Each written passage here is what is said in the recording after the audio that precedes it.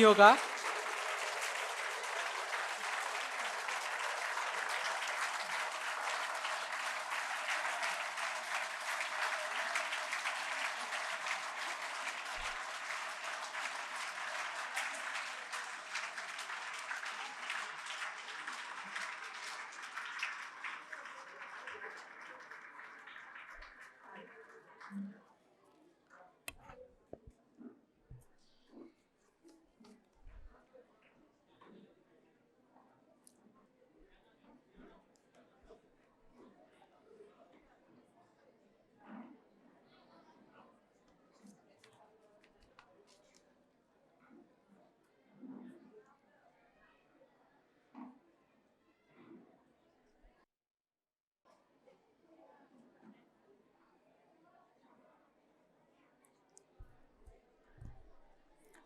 अब हम अपने कार्यक्रम की शुरुआत करने जा रहे हैं। वैष्णव जन तो तेने रे कहिए, कितना सुंदर भजन था। आदि कवि नरसिंह मेहता ने इसकी रचना की थी। हमारे राष्ट्रपिता महात्मा गांधी जी का प्रिय भजन था। और ये ठीक ही कहा है, जो दूसरों की पीड़ा को समझ पाए, जिसके मन में कभी अभिमान ना हो, वही मानव के रूप में स्वीकृत है। नवदीप परिवार की ओर से सभी को नमस्कार।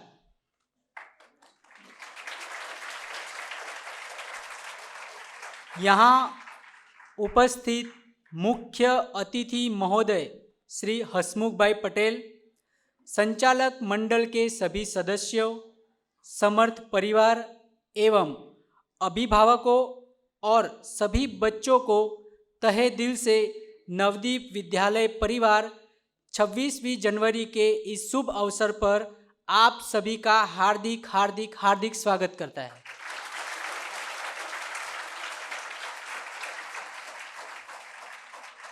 मैं श्री दिनेश भाई पटेल को आग्रह करता हूं कि वो स्टेज पर आए और हमारे मुख्य अतिथि माननीय श्री हसमुख भाई पटेल को मोमेंटो, पुस्तक और समर सेतु देकर अतिथि का सत्कार करें। Welcome sir.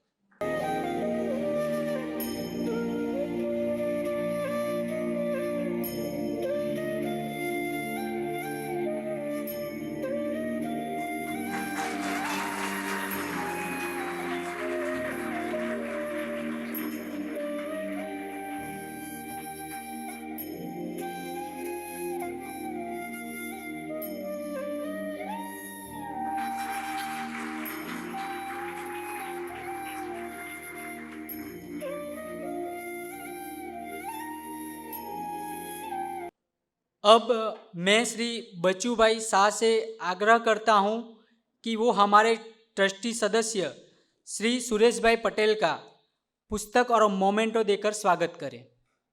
एक बार जोरदार तालियां हो जाए इन लोगों के लिए।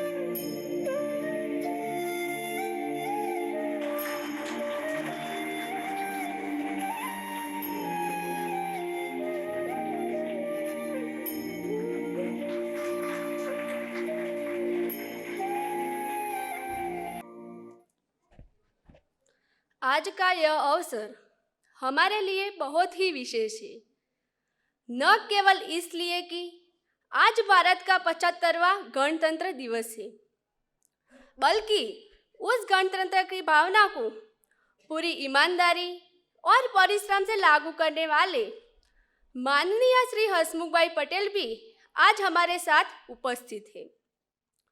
क्योंकि आज के दिन हमारा संविधान लागू हुआ था और उसे वर्तमान में लागू करने वाली प्रणाली के एक प्रमुख सदस्य के रूप में माननीय श्री हसमुख भाई पटेल की उपस्थिति ने इस उत्सव को हमारे लिए और विशेष बना दिया है।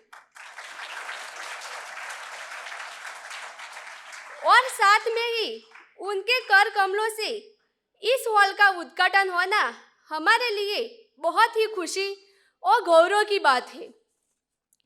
आज यही दिन है जब सन 1950 के 26वीं जनवरी को हमारा संविधान लागू हुआ था। इस गणतंत्र दिवस के शुभ अवसर पर हम सभी को अपने देश के लिए उन लोगों को याद करना चाहिए जिन्होंने हमें स्वतंत्रता दिलाई है। हम उनकी यादों को सम्मान देते हैं।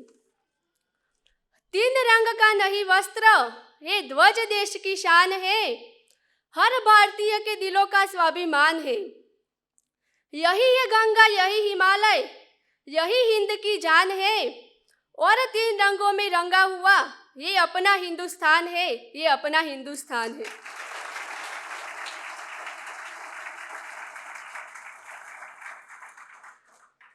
मैं आप लोगों को इस विद्यालय यात्रा के बारे में संक्षिप्त में कुछ बताना चाहता हूँ।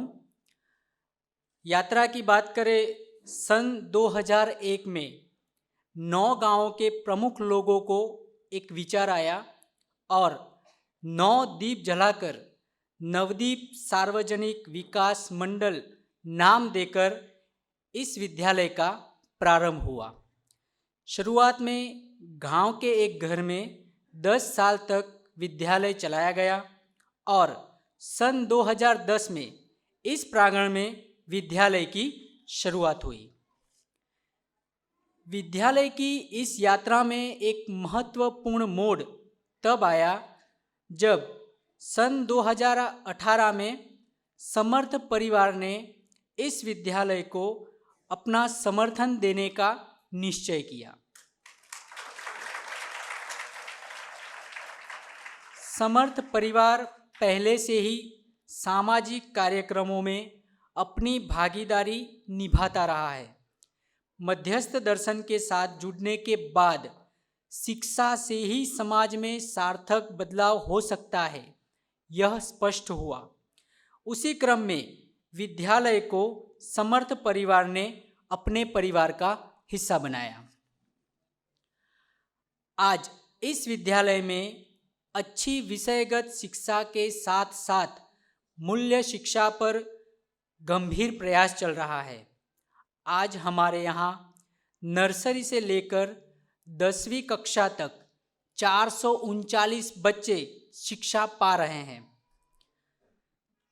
हमारे संस्था के ट्रस्टियों में से एक श्री सुरेश भाई पटेल नियमित रूप से मार्गदर्शक बने हुए हैं।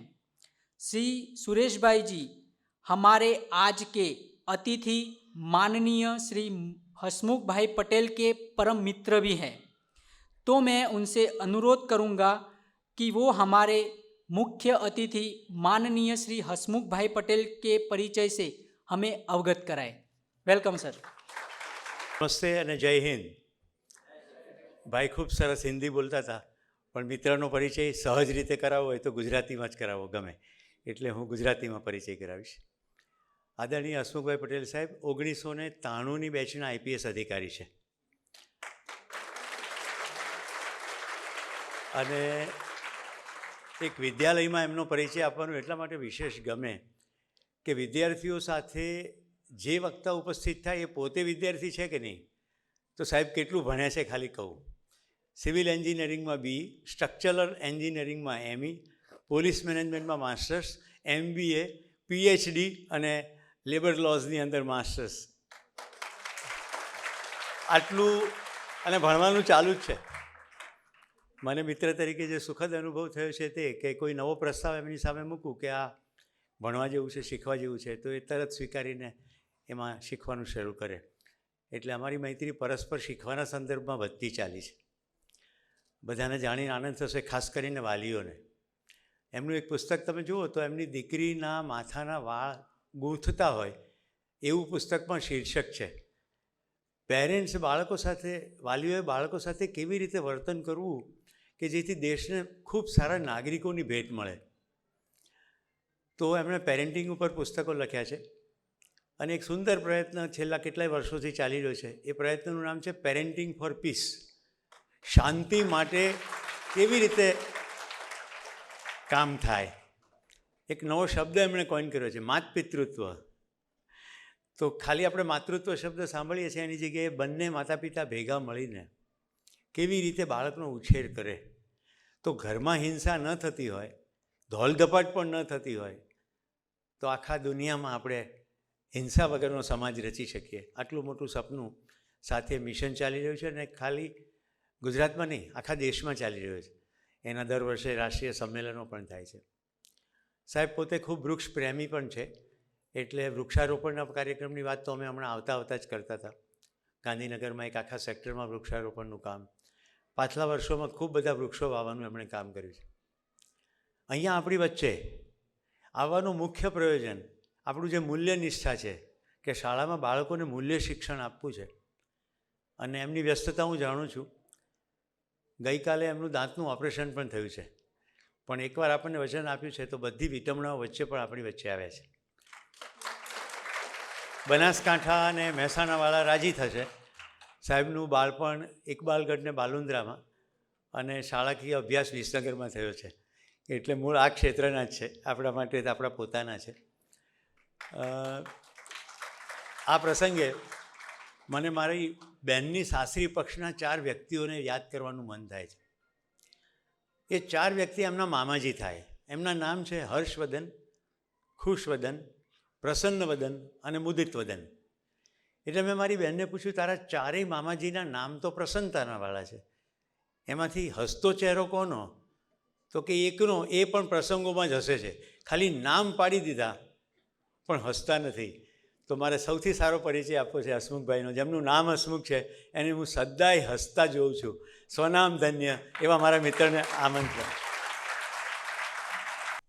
अब मैं बच्चू भाई शाह से आग्रह करता हूं कि वो स्टेज पर आए और अपने 2 शब्द कहें. बच्चू भाई शाह, वेलकम सर. एक बार जोरदार तालियां हो जाए उनके लिए. સૌને વંદન કરું છું. સૌના ઘરમાં ટીવી છે, ક્યારેક પિક્ચર જોવા જઈએ છીએ, ત્યાં બધા રૂપાળા ચહેરા જોવા મળે છે. રૂપાળા ના હોય તો પણ એને બ્યુટી પાર્લરવાળા કે વિડીયોગ્રાફરો આવા એંગલથી ફોટા લઈશું તો વધારે સારા લાગશો. થોડી બોલવાની તકલીફ છે એટલે માફ કરજો. એ પ્રકારનું વર્તન ટીવી અને સિનેમાઘરોમાં જોવા મળે છે. એ ચહેરા છે એ માત્ર દર્શની છે. એ ચહેરા દર્શની છે. અહીં બેઠેલા ચહેરા બંને છે. સૌને વંદન કરું છું.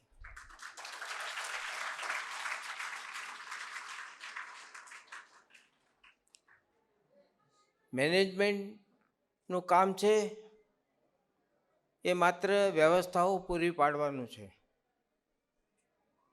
જરૂરી વ્યવસ્થાઓ પૂરી પાડવામાં સમર્થ પરિવાર ઊણો ઉતર્યો નથી એમ કહું તો ચાલે. જે કંઈ અમારી સંસ્થાઓ છે, કોલેજ હોય, હાઈસ્કૂલ હોય, સતલાસણાની, એ બધા કરતાં પણ વિશેષ વ્યવસ્થાઓ અહીંયા પૂરી પાડી છે. પણ આખરે શું છે? વેર્યા બીજ અમે છૂટે હાથે, વેર્યા બીજ અમે છૂટે હાથે, હવે વાદળ જાણે ને જાણે વસુંધરા. આ શિક્ષકોની જવાબદારી છે, એ પૂર્ણ કરવાની જવાબદારી એમને છે. છેલ્લે મારા જીવનની એક વાત કરી દઉં. મને જે ગમે છે એ મારું જીવન આખું એ રીતે ચાલ્યું છે. આ મનપંચમના મેળામાં સૌ જાત લઈને આવ્યા છે. કોઈ લઈને આવે છે સપનું, કોઈ રાત લઈને આવે છે. खड़े हैं सफ़र के लिए विचारों के साथी मिले तो चले, बहारों के साथी आने को मिले, अंगारों के साथी मिले तो चले.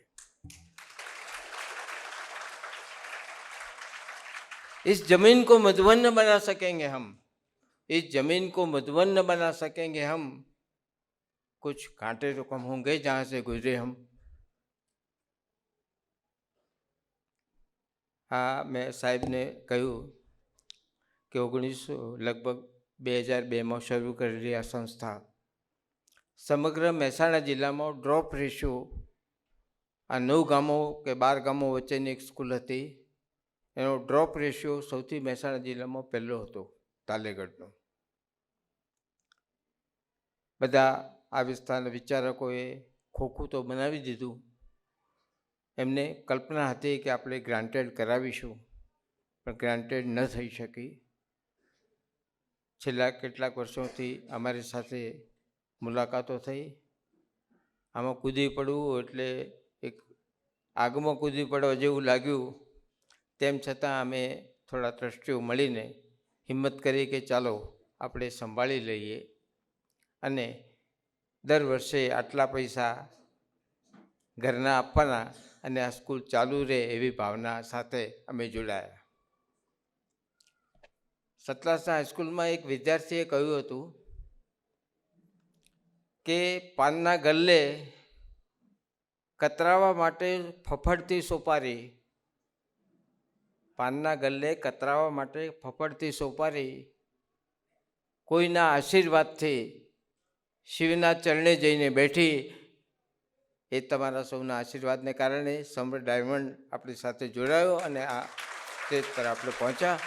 એક વાર ખેલદિલીપૂર્વક કહી દઉં, સતલાસના હાઈસ્કૂલમાં 2200 છોકરાઓ છે, કોલેજમાં 3400 છોકરાઓ છે, પણ અમે આ લેવલ પહોંચી શક્યા નથી.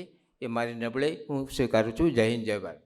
धन्यवाद बच्चू काका, उन्होंने हमें इस स्कूल से मतलब बहुत पहले से जुड़े हुए हैं और उन्होंने जो कुछ कहा, जो शब्द थे, उससे हमें बहुत कुछ जानने और सीखने को मिलता है. अब मैं हमारे मुख्य अतिथि माननीय श्री हसमुख भाई पटेल से आग्रह करता हूं, क्योंकि हम भी आपको सुनने को बेकरार है, वो आए और अपनी शब्दों का लाभ हमें दे. Welcome sir. एक बार जोरदार तालियां हो जाए सर के लिए.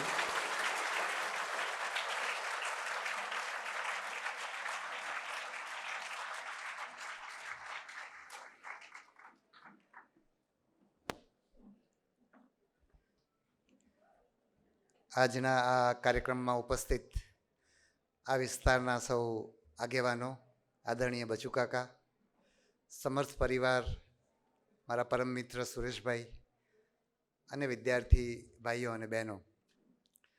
સુરેશભાઈએ કહ્યું કે મારો વિસ્તાર ઇકબાલગઢ બનાસકાંઠા, તો આ ભૂમિ જોઈએ તો લાગે કે ત્યાંનો જ વિસ્તાર છે. એમ લેન્ડસ્કેપ જોઈએ ને, અહીંના ઝાડ, જમીન, ખેતર, પાક, ઘર, આ બધું જોઈએ તો જાણે એ વિસ્તારમાં પાછા આવ્યા હોય એવું લાગે.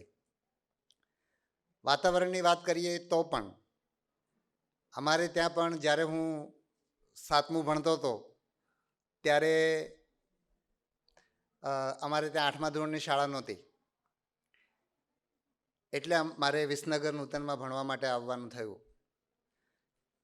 5 થી 7માં અથવા 1 થી 4માં પણ એવું હતું કે 4 ધોરણમાં 1 ઓરડો, 1 શિક્ષક અને 4 ધોરણ અને 25-30 બાળકો, અને 5, 6, 7માં પણ એવી જ લગભગ સ્થિતિ હતી. ભાડાના મકાનમાં, જેમ તમારી શાળા પણ એક કોઈકના ઘરમાં શરૂ થઈ એવું જ વાતાવરણ ત્યાં હતું. પણ આનંદની વાત એવી છે કે આ વિસ્તારમાં લોકો આટલા જાગૃત છે. વર્ષો પહેલાં, કદાચ 40-50 વર્ષ પહેલાં સતલાસણામાં KM કોઠારી શાળા શરૂ થઈ અને એનું એટલું બધું નામ હતું. અમે જ્યારે વિસનગર ભણતા ત્યારે સતલાસણાની શાળા વિશે અમે બહુ બધું સાંભળતા. એટલે ત્યાંનું શિક્ષણ બહુ ઊંચું, ત્યાંનું જીવન બહુ સાદગીભર્યું, અઘરું, વિદ્યાર્થીઓ લીમડાની નીચે બેસીને ભણે, આ બધી વસ્તુ અમે સાંભળતા. અને સમય એવો હતો કે ત્યારે આ બધી વસ્તુની કદર પણ હતી. આજે કદાચ આ બાળકોને કોઈ એવું કહે કે તમારે લીમડા નીચે ભણવાનું છે અથવા ફલાણી શાળામાં લીમડા નીચે ભણવાનું થાય, ચાલે છે, તો બાળકોને કે બહુ આમ એના માટે આદર થાય કે બહુ આમ વાહ કેવું હશે ત્યાં આગળ, એવું આજે કદાચ નહીં હોય. કારણ કે આપણે બધાનું ધ્યાન અત્યારે પૈસા તરફ, સમૃદ્ધિ તરફ, સગવડો તરફ ગયું છે. પણ આવી અગવડોની વચ્ચે જ આવી વસ્તુઓ ખીલતી હોય છે. આજે આપણે બાબુ કાકાને સાંભળીએ તો એમના મોઢે જે પંક્તિઓ આપણે સાંભળી તો 6ઠ્ઠું ધોરણ પાસ નથી એવું એમણે મને કીધું જ્યારે અમે પહેલાં મળ્યા ત્યારે. તો એવી વ્યક્તિ આવીને ગુજરાતીમાં હિન્દીમાં પંક્તિઓ ગાય અથવા એનું પઠન કરે અને એ કેવી રીતે કવિતા પઠન કરવું પડે. હમણાં અમે લોકો આઈએએસની પરીક્ષાના વિદ્યાર્થીઓનું ઇન્ટરવ્યૂ લેતા હતા અને એમાં એક વિદ્યાર્થી એવા હતા કે જે કવિતા લખતા હતા. તો એમને કવિતા કીધું કે તમારી કવિતા સંભળાવો એમ. તો એમની કવિતા સરસ લખી હતી, પણ બચુ કાકાની જેમ એમને પઠન નહોતું આવડતું. એટલે આજે આપણે જ્યારે કાર્યક્રમ બાળકો માટે કર્યો છે ત્યારે હું બાળકોને એમ કહીશ કે તમારો વિસ્તાર ગમે તેવો ધૂળિયો હોય, ગમે તેટલી અગવડો હોય, પણ તમને વિકસતા કોઈ રોકી શકે નહીં.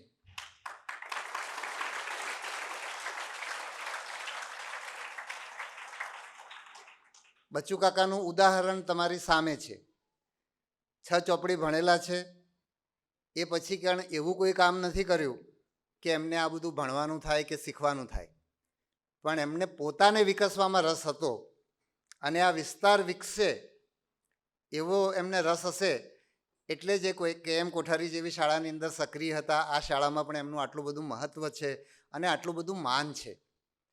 એટલે તમે કઈ ડિગ્રીઓ મેળવો છો, કઈ નોકરી મેળવો છો અને તમે કયા હોદ્દા ઉપર બેસો છો કે તમારી પાસે કેટલા પૈસા છે એના આધારે તમારું સ્થાન નક્કી થતું નથી હજુ પણ.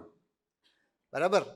હજુ પણ જ્યારે આજે આપણને બધાને એવું લાગે છે કે પૈસા સિવાય કંઈ નથી, એવું ઘણા બધા લોકોને લાગતું હશે ને જે લોકો અત્યારે જેને એટલા બધા પૈસા ના હોય એને તો ખાસ લાગે કે આપણી પાસે પૈસા આવી જાય તો બધું આવી જાય.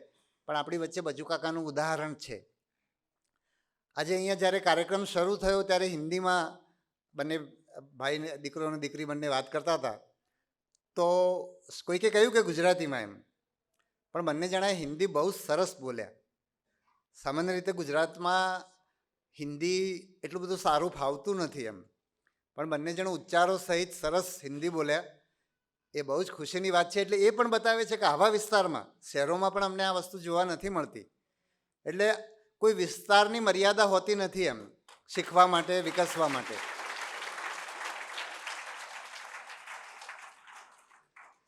પછી વાત કરું તો શાળાનો પરિચય આપ્યો તો મને સૌથી પહેલાં વિચાર એ આવ્યો કે અહીંયા બેઠેલામાં મારા સિવાય તો બધાને લગભગ ખબર હશે, તો અહીંયા શું કામ આમ પરિચય આપતા હશે એમ. પણ મને જે રીતે આપ્યો અને પરિચય સાંભળતા સાંભળતા મને જે વિચાર આવ્યો એ તમને કહું. શાહબુદ્દીન રાઠોડ આપણા બહુ સારા હાસ્ય કલાકાર છે, બહુ સરસ આપણે જેને કહીએ સંસ્કારી હાસ્ય, કે હાસ્યના માધ્યમથી સંસ્કારોની વાત કરતા હોય એવા આપણા હાસ્યકાર છે. એમણે એક વાત એમની એક વાત હું તમને કહું કે એક નાનો દીકરો અને દીકરી 5 વર્ષની આજુબાજુની ઉંમરના હશે અને દુકાનની મતલબ એમની પાસે થોડા પૈસા હતા, થોડા સિક્કા હતા અને એક દુકાન પર જાય છે અને દુકાનમાં ઢીંગલી ગમી જાય છે. બરાબર? એટલે ઢીંગલી લેવા માટે પેલા વેપારીને પૈસા આપે છે અને વેપારી કહે છે કે આ પૈસા તો પૂરા નથી થતા એમ. બરાબર? તો પેલી નાની બહેન હોય છે એમ કહે છે કે મારી પાસે પૈસા છે એમ. એટલે એની પાસે પૈસા એટલે શું હતું તો પેલા છીપલા હતા રમવા માટે, છીપલા અને કોડી ને બધી વસ્તુ હતી. એટલે એ બેન છીપલા અને કોડી આપી દે છે અને વેપારી પૈસા ઓછા છે, છીપલા અને કોડી તો કંઈ પૈસા ના કહેવાય ને, એ છીપલા અને કોડી લઈ લે છે અને એને ઢીંગલી આપી દે છે. બરાબર? તો શાહબુદ્દીન રાઠોડ એમ કહે છે કે આ બાળકો, જે નાના બાળકો છે કે જેને આજે તો ખબર નથી કે એને તો એમ જ છે કે મેં મારા પૈસા આપીને ઢીંગલી લીધી છે, પણ જ્યારે મોટા થશે ત્યારે એને ખબર પડશે કે પૈસા શું છે અને ત્યારે એ કહેશે કે આ છીપલા હાટે અમને ઢીંગલી આપી હતી. અને એ બાળકો પણ કોઈકને છીપલા હાટે ઢીંગલી આપશે.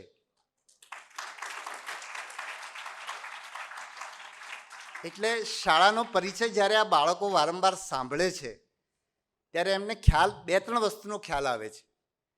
એક તો એવું આવે છે કે અહીંયા કેટલાક લોકોએ અમારા ગામમાં આ શાળા ઊભી કરી છે, એવા લોકોએ ઊભી કરી છે કે ઊભી કરાયા પછી ચલાવી શકવાની સ્થિતિમાં નહોતા. આજે મેં સાંભળ્યું કે શાળા ચાલી શકે એમ નહોતી, એટલે અહીંયા બેઠેલા કેટલાક માણસોએ એવું નક્કી કર્યું કે આપણે વર્ષે 50,000 રૂપિયા આપશું અને આપણે આ શાળા ચલાવીએ અને એમણે એ રીતે શાળા ચલાવી. અને આ એવા માણસો છે કે જેમની પાસે 50,000 ભેગા કરવા એ સહેલા નથી. એવા લોકોએ આ શાળા ચલાવી અને પછી સમર્થ ડાયમંડ અત્યારે જોડાયું. તો આ બધા લોકો છીપલા હાટું ઢીંગલી આપવાવાળા છે. અને આ બાળકો જ્યારે રોજ રોજ જુએ ત્યારે એમને એક તો એ થાય કે મોટા થઈને એમને પણ ખબર પડશે કે અમારા માટે કોઈકે આવું બધા ભોગ આપીને અમારી શાળા ચલાવીને માટે અમે ભણી શક્યા છીએ, એટલે અમારે પણ આ સમાજને કંઈક આપવાનું છે એની અમને ખબર પડશે.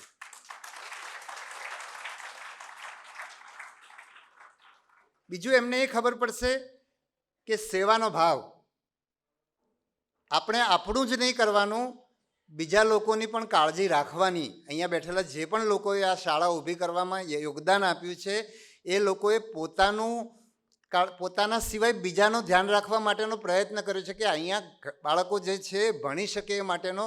બાબુભાઈએ જે બચુકાકાએ જે કીધું કે અહીંયા ડ્રોપ આઉટ રેટ ઘણો હતો, તો બાળકો ડ્રોપ આઉટ ના થાય ને અહીંયા ભણી શકે એ માટે એટલે એમણે બીજાનો વિચાર કર્યો.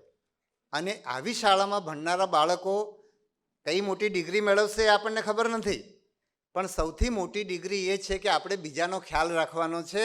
અને આપણે તો એ દેશના લોકો છીએ કે જેને પોતાને પણ પૂરું જમવાનું ના હોય, એક રોટલો હોય ને એને એ રોટલાની અંદરથી પણ પોતે અડધા ભૂખ્યા રહીને બીજાને આપવાવાળા દેશના લોકો આપણે છીએ. તો આ બાળકો એ શીખી રહ્યા છે કે આપણે પણ આ રીતે ભવિષ્યમાં આપણે પણ આ પ્રકારનું યોગદાન આપવાનું છે. આપણે કદાચ થોડાક આપણા બીજા લોકોના કારણથી થોડાક કદાચ ઉપર આપણે નીકળી ગયા હોઈએ, થોડાક એમના કરતાં સારી સ્થિતિમાં હોઈએ, એનો અર્થ એ નથી કે આપણે એમને ભૂલી જઈએ. આપણું કામ આપણે એમાંથી જ ઊભા થયા છીએ અને કોઈકે જ આપણને ઊભા કર્યા છે, તો આપણે પણ બીજાને ઊભા કરવાના છે. આ બાળકોએ પ્રેમનો ભાવ પણ શીખે છે કે એમને કોઈ પણ કારણ વિના એમની કાળજી, કારણ કે પ્રેમ એટલે શું? કાળજી, બરાબર છે? તો કોઈએ એમના માટેની કાળજી રાખી છે, એમને પ્રેમ કર્યો છે, એટલે આ બાળકો પણ ભવિષ્યમાં બીજા લોકોને પ્રેમ કરશે.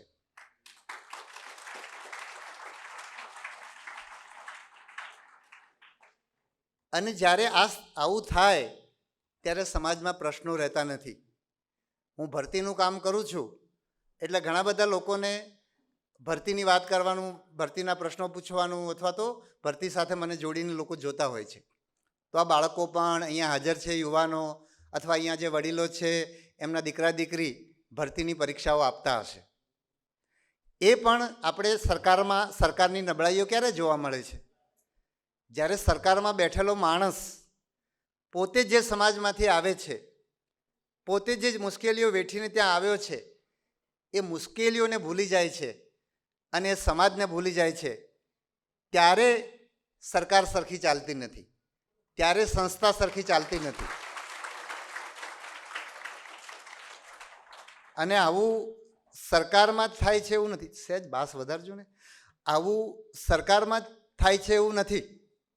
ક્યાંય પણ આપણે ક્યાંય પણ બેઠા હોઈએ, આપણે ખેતરમાં કામ કરતા હોઈએ કે આવી કોઈ સંસ્થામાં હોઈએ કે કોઈ મંદિરમાં હોઈએ કે કોઈ શૈક્ષિક સંસ્થામાં હોઈએ, આપણે જ્યારે બીજા લોકોની સ્થિતિને ભૂલી જઈએ છીએ, એમની જગ્યાએ આપણી જાતને મૂકવાનું ચૂકી જઈએ છીએ, ત્યારે પ્રશ્નો થાય છે.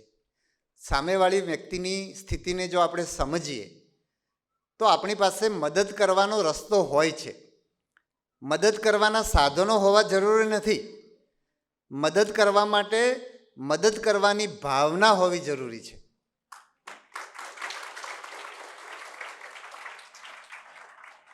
અને એવી ભાવનાવાળા લોકો, આજે હું KM કોઠારી જે સતલાસણાની શાળા છે, જેનું આ વિસ્તારમાં આટલું મોટું નામ હતું અને આજે પણ પ્રમાણમાં ઘણું સારું કામ જ્યાં ચાલી રહ્યું છે, એ સંસ્થાની હું સમજવા માગતો હતો કે આ સંસ્થા, અમે તો વિદ્યાર્થી અવસ્થામાં આ બાળકોની ઉંમરે અમે તો એ સંસ્થા વિશે સાંભળ્યું હતું, પણ એ સંસ્થા કેમ આટલી સારી છે એવું જાણવાની જ્યારે આપણને ઈચ્છા થાય તો નામ આવે અરવિંદભાઈનું. અરવિંદભાઈએ પોતાનું જીવન સમર્પિત કરી દીધું. રાત્રે કોઈ પણ સમયે આવીને વિદ્યાર્થીઓની ખબર લે, વિદ્યાર્થીઓ સાથે વાત કરે, કોઈ પણ સમયે આવી જાય, બરાબર છે? તો આવું સમર્પિત જીવન, અને આ જીવનમાં સમર્પિત જીવન ત્યારે શક્ય બને છે, એ એમનું એમ શક્ય નથી બનતું, ઘણા બધા ભોગ આપવા પડે છે. અરવિંદભાઈની સાથે એમના જેટલું ભણેલા લોકો શહેરોમાં જઈને બહુ મોટા કોચિંગ ક્લાસમાં, એ જમાનામાં પણ કોચિંગ ક્લાસ હતા શીખવવાવાળા, અમને પણ ખબર છે કે સતલાસણામાં ભણાવનારા શિક્ષકો અમારે ત્યાં આવીને અમારે ત્યાં વિસનગરમાં શિક્ષક તરીકે કામ કરતા હતા. તો એ જમાનામાં પણ એ લોકો જ્યારે ટ્યુશન કરતા ત્યારે 2000 રૂપિયાની ફી લેતા હતા. જ્યારે શિક્ષકનો પગાર ઓફકોર્સ વર્ષે 2000ની ફી હતી, પણ શિક્ષકનો પગાર ત્યારે 700, 800, 900 રૂપિયા મહિનાનો હતો. એ જમાનામાં 2000 રૂપિયાની ફી નાની નથી. મને, હું જે શાળામાં નૂતનમાં ભણ્યો છું એની પણ વાત કરું તો એ શાળા પણ આવી જ સાદગીને વરેલી હતી. બહુ સાદા કપડાં અમારે પહેરવા પડતા, માથાના વાળ ટૂંકા રાખવા પડતા, અને સાવ ધૂળિયું જિંદગી, એકદમ ધૂળવાળી જિંદગી હતી. પણ એ શાળાએ અમારું જે ઘડતર કર્યું છે,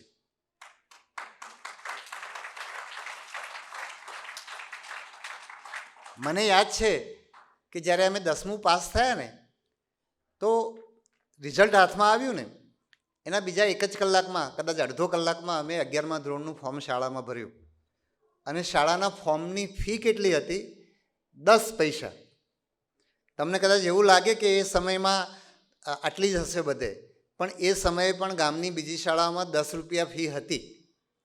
અને આ વિસ્તારની આપણે જ્યારે ઉત્તર ગુજરાતની વાત કરીએ ને, તો માણસો આમ, આવી સંસ્થાઓ, આવા માણસો આપણને જોવા મળે છે. અને અમે તો હવે શહેરોમાં રહીએ એટલે અમને ખબર પણ નથી હોતી કે ગામડા કેટલા બદલાણા છે. બહુ બધા બદલાઈ પણ ગયા છે, પણ છતાંય અહીંયા આવું કામ ચાલી રહ્યું છે, એ બહુ ખુશીની વાત છે. અને આજે, હા, હું આ શરૂઆતની મારી વાત કરી, બહુ હું લાંબી વાત નથી કરવાનો. જો તમે પ્રશ્નોત્તરી કરવાના હો, કારણ કે હું વાત કરું એના કરતાં તમે જે પ્રશ્નો પૂછો એના માધ્યમથી ઘણી બધી વાત થઈ શકે. બાળકોને મારે એ કહેવાનું છે કે આપણે સતત સક્રિય રહેવાનું છે. જેમાં પણ આપણને રસ હોય, કોઈને કોઈ રમતમાં રસ હોય, કોઈને ચિત્રકામમાં રસ હોય, કોઈને વિજ્ઞાનમાં રસ હોય, કોઈકને સામાજિક કામ કરવામાં, કોઈને, તમારામાંથી કેટલાક એવા હશે કે મને પાણી આપજો ને, સેવાનો ભાવ ધરાવતા હોય. બરાબર? તમે જોજો કે તમારા શાળામાં રમતા રમતા કોઈકને વાગવાનો પ્રશ્ન થાય તો બધા બાળકો કેટલાક ડરી જશે, પણ કેટલાક એવા હશે કે જે આવીને પાટો બાંધશે, કપડું લઈ આવશે, અથવા પોતાની રૂમાલ હોય કે જે કંઈ હોય. તો કોઈકની પાસે સેવાનો ભાવ છે, કોઈકને ભાષાનું સારું ગમે છે, કોઈકને ચિત્રકામ ગમે છે. પણ સતત કરતા રહેવાનું, આળસ નહીં કરવાની, મોબાઈલની અંદર નહીં જવાનું. બરાબર છે? હવે તમને અમે જ્યારે કહીએ કે મોબાઈલમાં નહીં જવાનું, ત્યારે અમારે પણ તમારી જેમ જ પ્રયત્ન કરવા પડે છે. બરાબર? તમે જે સંઘર્ષ કરો છો, ઘણીવાર તમારા મા બાપ તમને કહેતા નથી. તમારા મા બાપને શિક્ષકો એટલા માટે નથી કહેતા કે એમને એમ થાય કે અમે પણ આવું કરીએ છીએ તો પછી આ છોકરાઓને કઈ રીતે શકીએ. પણ હું એવું માનું છું કે અમારે પણ મોબાઈલમાંથી બહાર નીકળવું પડે છે કશુંક સારું કરવું હોય તો. તમારામાંથી પણ જો બાળકોને મોબાઈલ તરફ જવાની ઈચ્છા થતી હોય તો બીજું ઘણું બધું છે. અને તમે તો ખુશનસીબ છો કે તમારી શાળામાં આવડું મોટું મેદાન છે જ્યાં તમે ખૂબ બધી રમતો રમી શકો. તમારી રિસેસ છે, એમાં પણ તમે રમતા હો, કબડ્ડી, ખોખો, ક્રિકેટ, બરાબર, જે પણ તમને રમવું ગમે એ રમવાની અંદર રસ લેજો. ક્યાંય અટકતા નહીં. બરાબર? સંકોચ બધામાં હોય છે, મારામાં પણ છે. આજે હું રસ્તામાં કહેતો હતો કે અહીંયા જઈને બોલવું છે તો શું બોલીશ, મને તો કંઈ સૂઝતું જ નથી. તો જે આત્મવિશ્વાસનો અભાવ કે આપણને ગભરાટ થતો હોય એ જેટલો તમારામાં છે એટલો અમારા જેવા વડીલોમાં પણ હોય છે, ઘણા બધામાં હોય એવું જરૂરી નથી. આપણે જેમને ગાંધીજી, જેને આખી દુનિયા, અથવા આપણા દેશમાં આપણે જેમને રાષ્ટ્રપતિ કહીએ છીએ, ને આખી દુનિયા આજે પણ, ભારતમાં ક્યારેક મનમાં એવું થાય છે કે ગાંધીજી આજે કેટલાક પ્રાસંગિક છે કે નહીં, પણ વિશ્વ આજે વધારે ને વધારે એમને સમજવા માંડ્યું છે. એ ગાંધીજીને પણ આવો જ સંકોચ હતો. એમની વાત કરીએ તો વિદેશમાં ભણવા માટે ગયા અને એમણે જાહેરમાં બોલવાનો જેટલી વાર પ્રયત્ન કર્યો એટલી વાર ગભરાટના કારણે એમણે બેસી જવું પડ્યું. અને લંડનમાં બેરિસ્ટરનું ભણવા માટે ગયા હતા, બેરિસ્ટર થઈ ગયા અને ત્યાંથી ત્યાંના અન્નાહાર મંડળ, એટલે જેને આપણે શાકાહાર કે વેજીટેરિયન ખાવાનું કહીએ છીએ, એનું એક મંડળ હતું.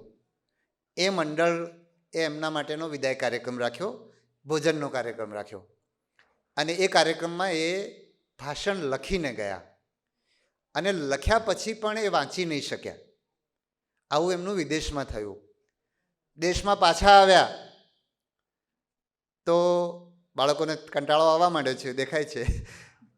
આ શરૂઆતની વાતો ગમતી હતી, આ કદાચ તો દેશમાં પાછા આવ્યા ને, પણ આ તમારાવાળી જ વાત છે, બરાબર? આ નવી નથી. તમને જેટલો સંકોચ થાય છે ને એટલો જ એમને થતો હતો.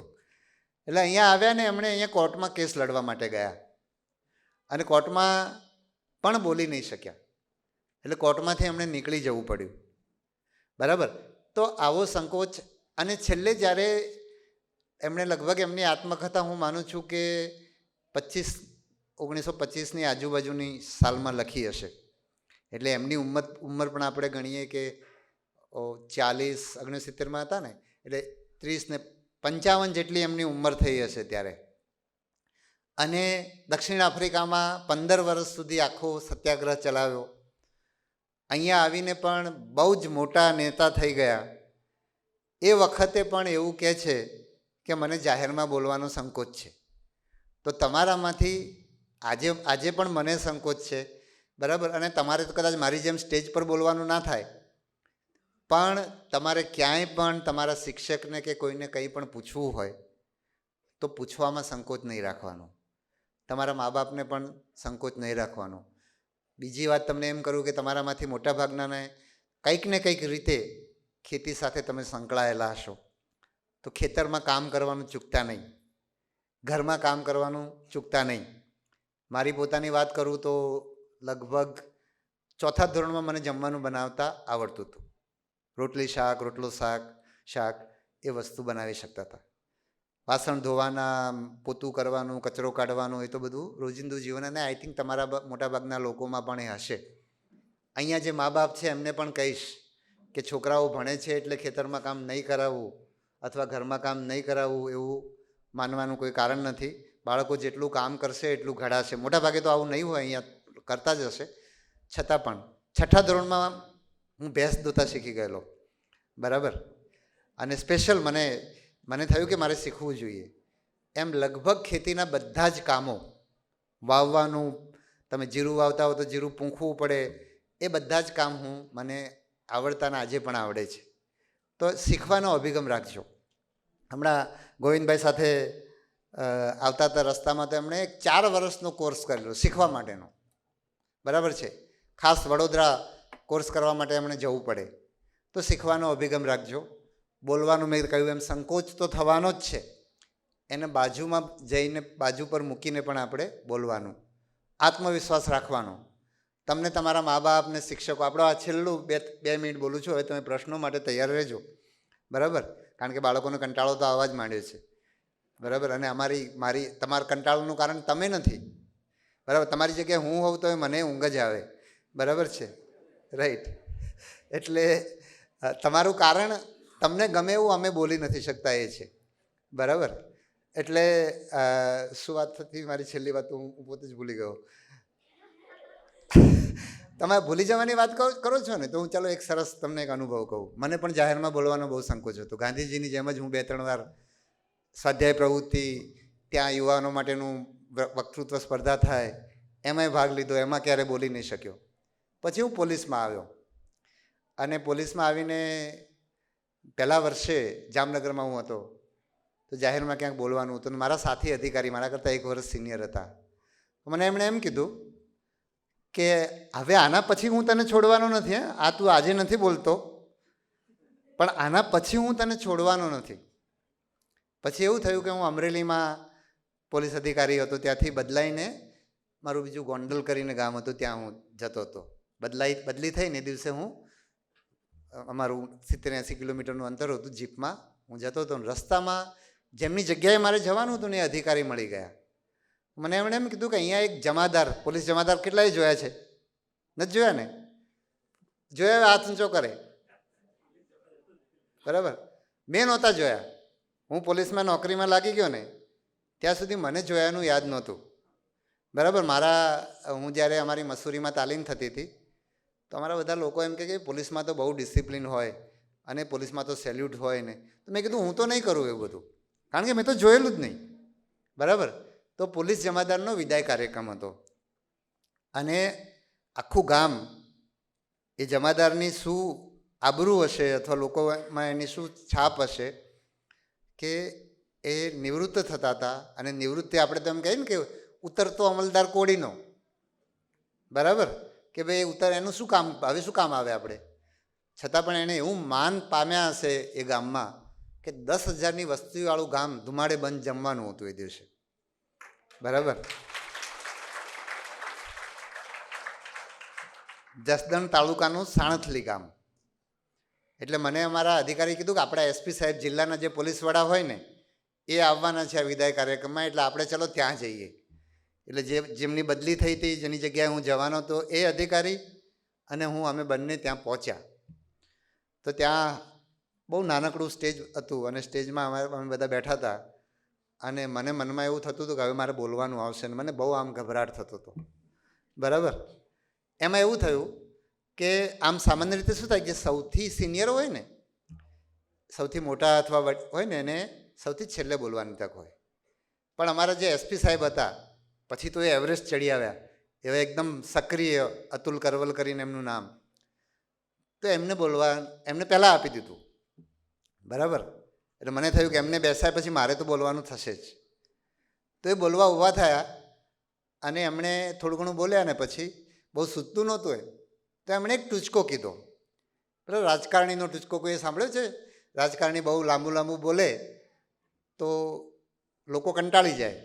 તો રાજકારણીએ એવું નક્કી કર્યું કે એમણે મોઢામાં મતલબ એક ગોળી રાખવાની, એટલે ચગડાતી જાય અને ગોળી ઓગળી જાય એટલે આપણે બોલવાનું બંધ. બરાબર, રાઈટ. એટલે તો એમણે તો મોઢામાં ગોળી મૂકીને બોલવાનું ચાલુ કર્યું અને બોલે જ જાય. તમારા જેવા સારા વિદ્યાર્થી હોય તો એ લોકો તાળી ના પાડે, કોલેજના વિદ્યાર્થીઓ તાળી પાડવા માંડે, કોઈને બેસાડી દેવા હોય તો એ તાળી પાડી દે. બરાબર, એટલે પેલા તો બોલે જ જાય. તો થયું શું એમને થયું કે આ ગોળી કેમ ઓગળતી નથી એમ. તો પછી એમણે ગોળી બહાર કાઢી તો ખબર પડી કે આ તો ભૂલથી બટન મુકાઈ ગયેલું.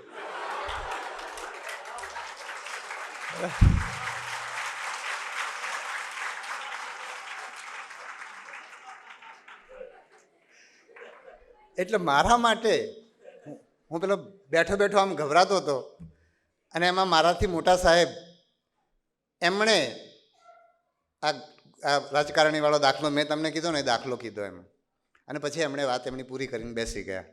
તો મને એમ થયું કે જો મને એકલાને તકલીફ નથી પડતી, એમના જેવા આમ આટલા બધા એક્ટિવ લાગે એવા અધિકારી એમને પણ આવી તકલીફ પડે છે.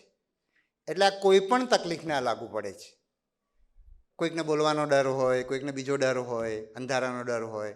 બરાબર છે, તો આપણે એવું નહીં માનવાનું કે આપણે એકલા જ આવ્યા છીએ. આપણે બધાને શું થાય કે તમને કશુંક તમારામાં એવું હોય જે બીજામાં ના હોય. એટલે તમારા શિક્ષકો, તમારા મા બાપ, તમારા મિત્રો એ બધા તમને શું કહે, તમને એમ કહે કે તમને આમ એવું ભાન કરાવી દે કે તમે એકદમ આમ ખોટી આઈટમ છો. બરાબર, તમારા આમ કંઈક ખામી છે એમ, ડિફેક્ટેડ પીસ. બરાબર, એવો તમને ભાન કરાવી દે. તો એવું નહીં રાખવાનું. તમારામાં એક ખોટી મતલબ ખામી દેખાતી હોય ને તો એનામાં બીજી હોય. બરાબર છે, બધાને પોતાના સંઘર્ષ હોય છે. બરાબર, કોઈકને ગણિતમાં સંઘર્ષ થતો હોય, કોઈકને વિજ્ઞાનમાં થતો હોય, કોઈને ભાષામાં થતો હોય. બરાબર, એ સિવાય એક બીજો અનુભવ કહી દઉં, કારણ કે મને એવું કીધું છે કે તમે લોકો પ્રશ્નો પૂછવાના નથી. પૂછવાના હોય તો ચલો મારે બોલવું નથી, છે ને પ્રશ્નોવાળા, તો ચલો પ્રશ્નોથી શરૂ કરીએ આપણે. હા, બરાબર. ના, કિસ્સો પછી કરીએ ને આપણે. છોકરાઓ પ્રશ્ન પછી કિસ્સો તો ગમે ત્યારે કહેવા હશે.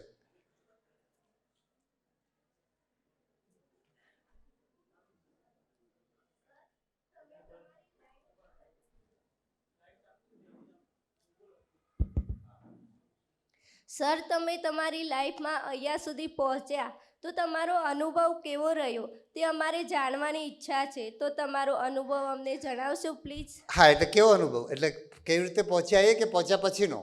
તમે આઈપીએસ બન્યા એનો અનુભવ તમારો, તમારી લાઈફમાં, તમારા બાળપણમાં કેવા તમને કેવી કેવી મુશ્કેલીઓ પડી એનો અનુભવ. ઓકે, ચાલો, બહુ સરસ.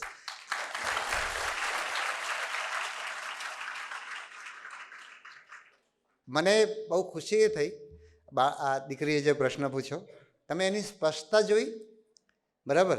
એક તો એણે કેટલો સંક્ષેપમાં પ્રશ્ન પૂછ્યો. બરાબર.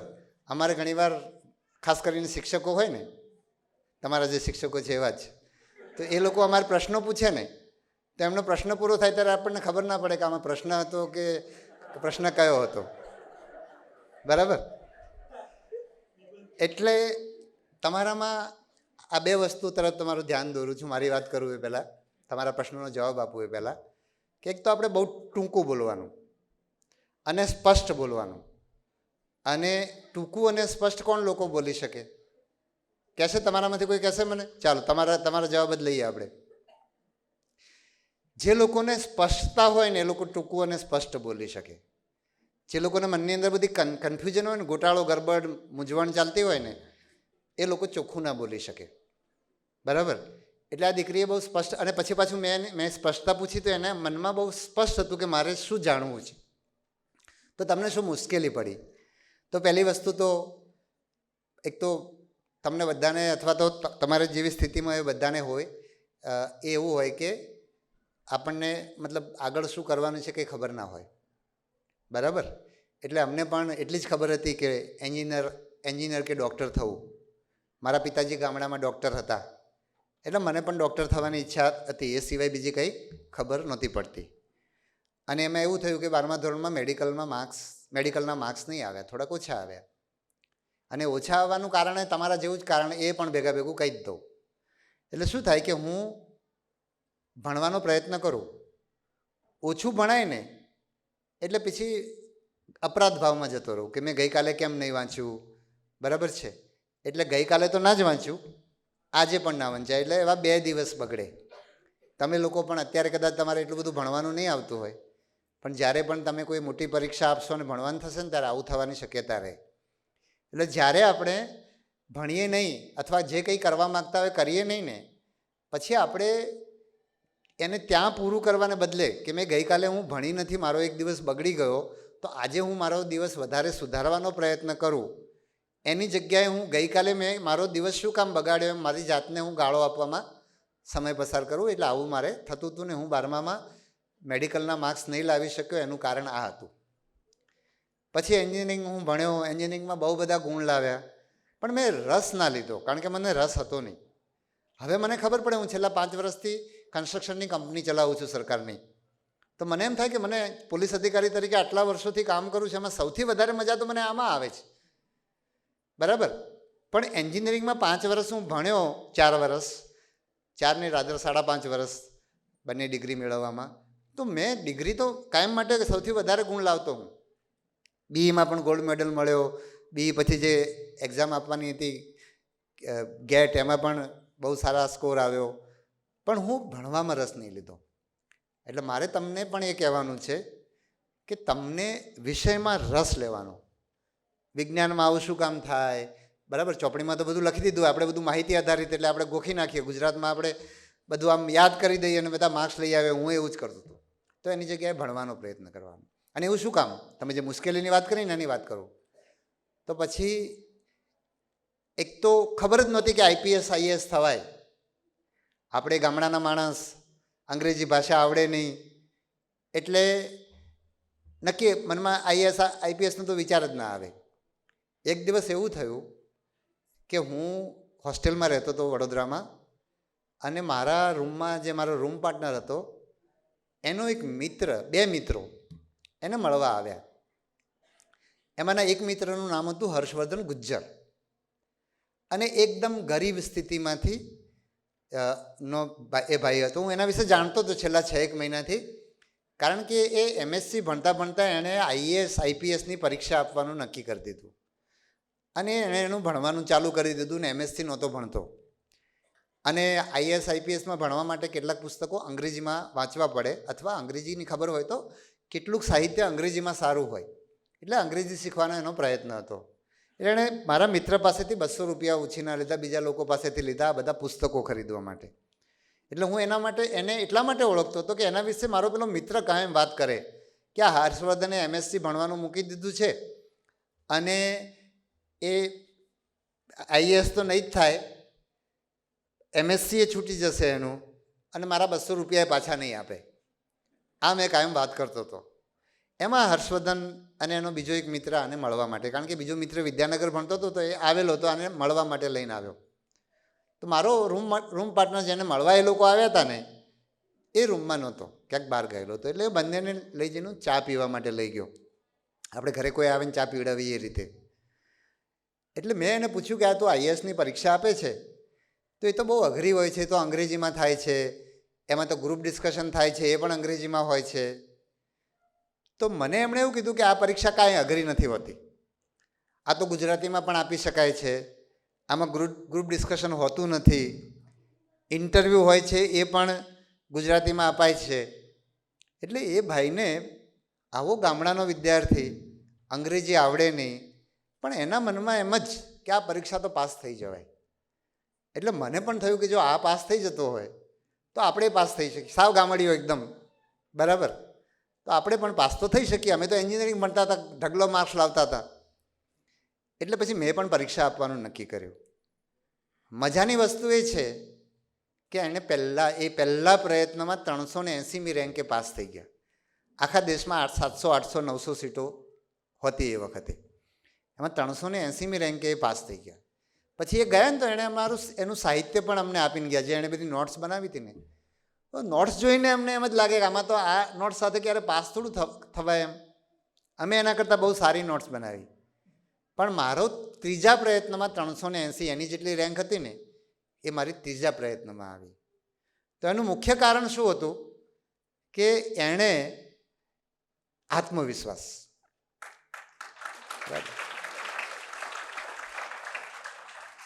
આ તો થઈ જ જાય, બરાબર, અને મારા આટલો ટાઈમ લાગ્યો એનું કારણ પણ આત્મવિશ્વાસનો અભાવ, બરાબર. તો આત્મવિશ્વાસનો અભાવ તો હોઈ શકે, કારણ કે આપણને તો બધાએ મા બાપે, શિક્ષકોએ બધાએ કીધું હોય કે તને આ નથી આવડતું, તારામાં આ ખામી છે ને, બરાબર છે. એટલે આપણે તો માની જ લીધું હોય કે આપણે નકામા જ છીએ, બરાબર. એટલે આત્મવિશ્વાસનો અભાવ તો બધામાં, અહીંયા બેઠેલા 90% લોકો, આ મોટા બધા છે, નાના, બધાને થઈને 90% લોકોને આત્મવિશ્વાસનો અભાવ હોય, બરાબર. તો કરવાનું શું? તો આપણે આત્મવિશ્વાસના અભાવને બાજુ પર મૂકીને આપણે પ્રયત્નો કરવા પડે. એવા પ્રયત્નો મેં પણ કર્યા અને આજે પણ કરવા પડે છે. આટલા મોટા થઈ ગયા તો આજે પણ એ તો નડતું હોય, નડવાનું જ છે, બરાબર. જેમ જેમ આપણે શીખતા જઈએ એમ દાખલા તરીકે પોલીસ અધિકારી તરીકે શરૂઆતમાં કદાચ અમને એવો ડર લાગતો હોય કે આ કેમ હેન્ડલ થશે, પણ પછી કરતા જઈએ, એના ઉપર માસ્ટરી મેળવતા જઈએ, એમ આત્મવિશ્વાસ વધતો જાય. એટલે જે વિષયમાં આત્મવિશ્વાસ ના હોય એમાં એક વાત તો આત્મવિશ્વાસ નથી એ વસ્તુ બાજુ પર મૂકવાની, અને આત્મવિશ્વાસ છે મારાથી થઈ જશે, થતું ના હોય તો એ થઈ જ જશે એમ કરીને કરવાનું. અને બીજું એ વિષયમાં માસ્ટરી મેળવતા જવાની, શીખતા જવાનું, એમ પાછો આત્મવિશ્વાસ આપતો જાય. એટલે આત્મવિશ્વાસ બે રીતે આવે. એક તો પેલું રોજ કહેતા હોઈએ એનાથી આવે, અને બીજું રોજ મહેનત કરીને શીખતા જઈએ એમાં આત્મવિશ્વાસ આવે, બરાબર. એટલે આ રીતે IPSમાં પસંદગી થવામાં, હા, હવે તમે એમાં પણ 2 પરીક્ષાઓ મારી થાય, એક પ્રિલિમ થાય, એક મેન્સ થાય. તો પ્રિલિમમાં પહેલાં તો એમ હતું કે આપણે ગુજરાતના છોકરાઓને કંઈ આવડે નહીં, એટલે 2 મહિના પહેલાં પ્રિલિમની તૈયારી ચાલુ કરી, અને 1-2 ગાઈડ આવતી હતી, તો 20 દિવસ, 15-16 દિવસમાં લગભગ એ ગાઈડ પૂરી થઈ ગઈ, અને અમને થઈ ગયું કે આ તો બધું આવડી ગયું. એમ કરવું શું એમ, પછી તો 1.5 મહિનો બાકી હતો એમ, બરાબર.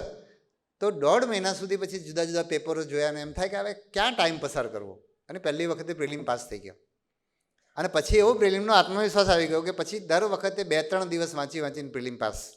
કારણ એ કે આમાં તો આપણે પાસ થઈ જ જવાના છે. આમ પરીક્ષા આપવા જઈએ ત્યારે ખબર હોય પાસ થઈ જવાના છીએ, આ આત્મવિશ્વાસ.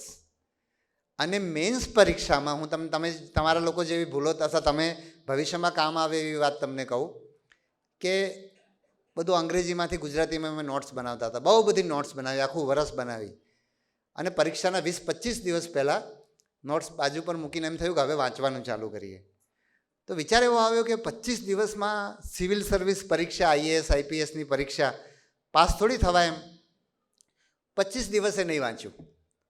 બરાબર.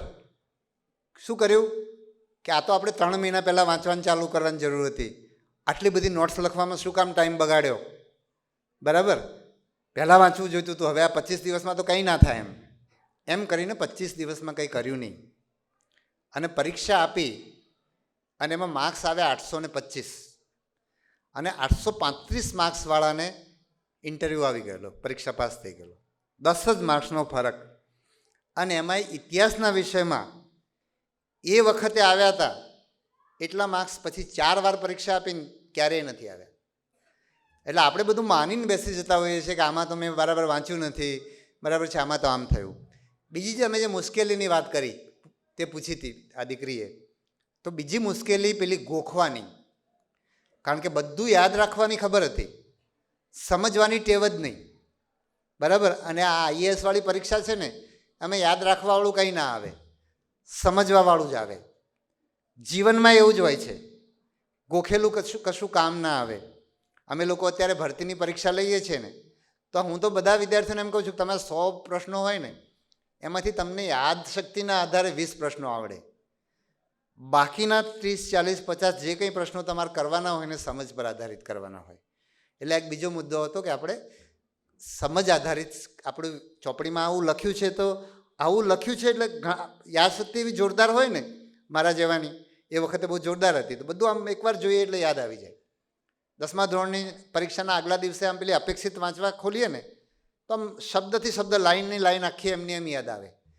પણ એ જીવનમાં કામ ના આવે. પેલી સિવિલ સર્વિસની પરીક્ષામાં કામ નહોતું આવતું. એટલે આપણે સમજવાનો કોશિશ કર, આ શું લખ્યું છે અથવા આ માહિતી છે, આ માહિતી પાછળ શું છે? બરાબર. આ વાક્યની પાછળ કયો તર્ક છે, કયું લોજિક છે, કયું જીવન મૂલ્ય છે, એના તરફ આપણે ધ્યાન આપવાનું. ચલો બીજા પ્રશ્નો. થોડીક લાંબી વાત કરી દીધી મેં. ટાઈમ થાય એટલે કહેજો મને. હવે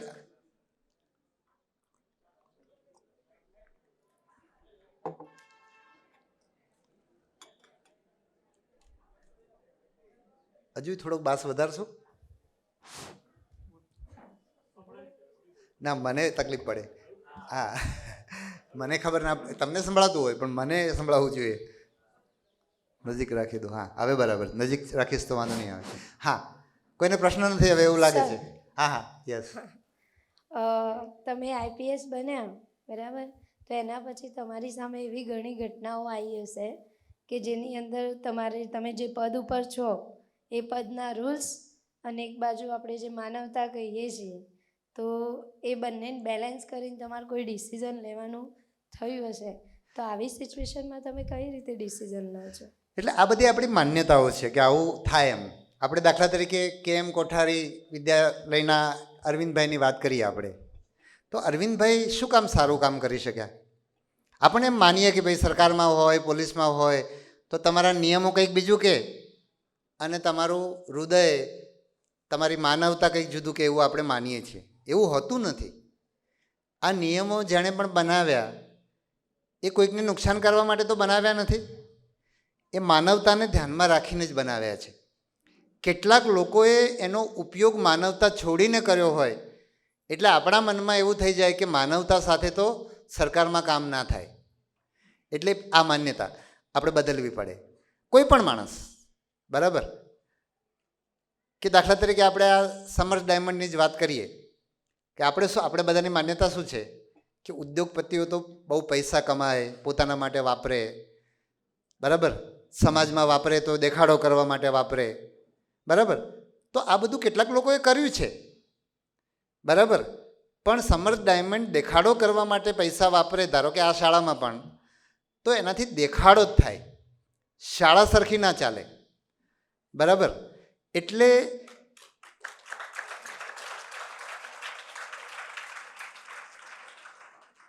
સરકારમાં આપણે જો માનવતાથી કામ કરીએ તો સરખું કામ થાય. આપણે માનવતાને બાજુ મૂકીએ ને જેમ પેલો ઉદ્યોગપતિ કે વેપારી નફાખોર હોય છે એવું આપણે માનીએ છીએ, એમ પેલો સરકારમાં પણ બધું ખોટું જ ચાલતું હોય છે એવું માનીએ તો આપણે માનવતાથી કામ ના કરી શકીએ. એટલે કેટલાક લોકોએ લોકોના આધારે સમાજમાં માન્યતા થઈ ગઈ છે. ઉદ્યોગપતિઓ માટે પણ ઘણા બધા ઉદ્યોગપતિઓ એ રીતે કરતા હોય એટલે એવી માન્યતા થઈ હોય. બરાબર છે. એટલે મને એમ લાગે છે કે માનવતાથી કામ કરવું બધે શક્ય છે. અથવા તો આપણે જે અરવિંદભાઈની વાત કરીએ છીએ તો બધા શિક્ષકો તો એવા નથી હોતા. બધા શિક્ષકો પોતાનું જીવન સમર્પિત નથી કરતા. પણ અંદર બધાને એવી ઈચ્છા તો હોય છે કે મને જે તકલીફ પડી એવી બીજાને ના પડવી જોઈએ. બરાબર. એ ઈચ્છાને બાજુ પર રાખીને આપણે જ્યારે મારે બાજુનો શિક્ષક છે એ કાર લઈ આવ્યો છે કે એણે મોટું ઘર બાંધ્યું છે કે એની પત્ની બહુ ઊંચી મોંઘા કિંમતની સાડી પહેરે છે, ત્યાં જતા રહીએ ને ત્યારે આપણને તકલીફ થતી હોય છે. બરાબર. યસ. આ બાળકોના પ્રશ્ન આપણે લેવાના છે. Thank you. Thank you. હા હા સર, નમસ્કાર. ક્યાં છો તમે? યસ, હા. હિયર. હા. You give some wonderful suggestions to our board candidates, sir. કંઈક સજેશનો એમ? હા, યસ સર. આઈ થિંક સજેશનો તો આપણે ઘણા બધા આપ્યા. બાળકોને હવે કંઈક જાણવું એવું પૂછીએ આપણે. તમને શું છોકરાઓ શું જાણવું છે કહો? કંઈ પણ તમારા મનમાં કંઈ પણ આપણે એવું રાખીએ. તમે જુઓ, સામાન્ય જ્ઞાનના પ્રશ્નો પૂછશો તો મને નહીં આવડે, બરાબર, પણ બાકી કંઈ પૂછશો તો આવડશે. સર, મારો એક પ્રશ્ન છે કે તમે આજે જે આઈપીએસ છો, પણ મારે પણ એક કલેક્ટર બનવાનું સપનું છે, તો તમે આ કઠિનમાંથી કઠિન યુપીઆઈસીની પરીક્ષા કેવી રીતે ક્લિયર કરી તે મારે જાણવું છે. તમે મને એનું ગાઈડેશન આપશો તો હું પણ મારું આ સપનું પૂરું કરી શકીશ. બહુ સરસ.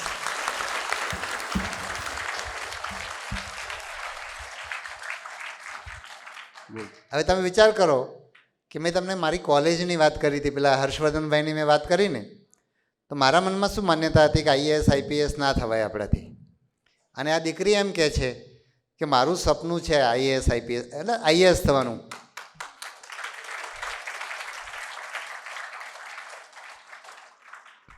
મારું થવામાં આટલો બધો વિલંબ કેમ થયો? મેં બી કર્યું, બી કર્યા પછી હું તરત પરીક્ષા આપી શકતો હતો, પણ એ સ્વપ્નું નહોતું. એટલે તમારામાંથી તમે લોકો પણ તમારી જાતને પૂછો કે તમને શું કરવું ગમે છે એમ. બરાબર. કોઈકને ડૉક્ટર થવું હોય, કોઈકને સેવા કરવી હોય, કોઈકને ખેતીમાં મજા આવતી હોય, જે પણ. બરાબર છે.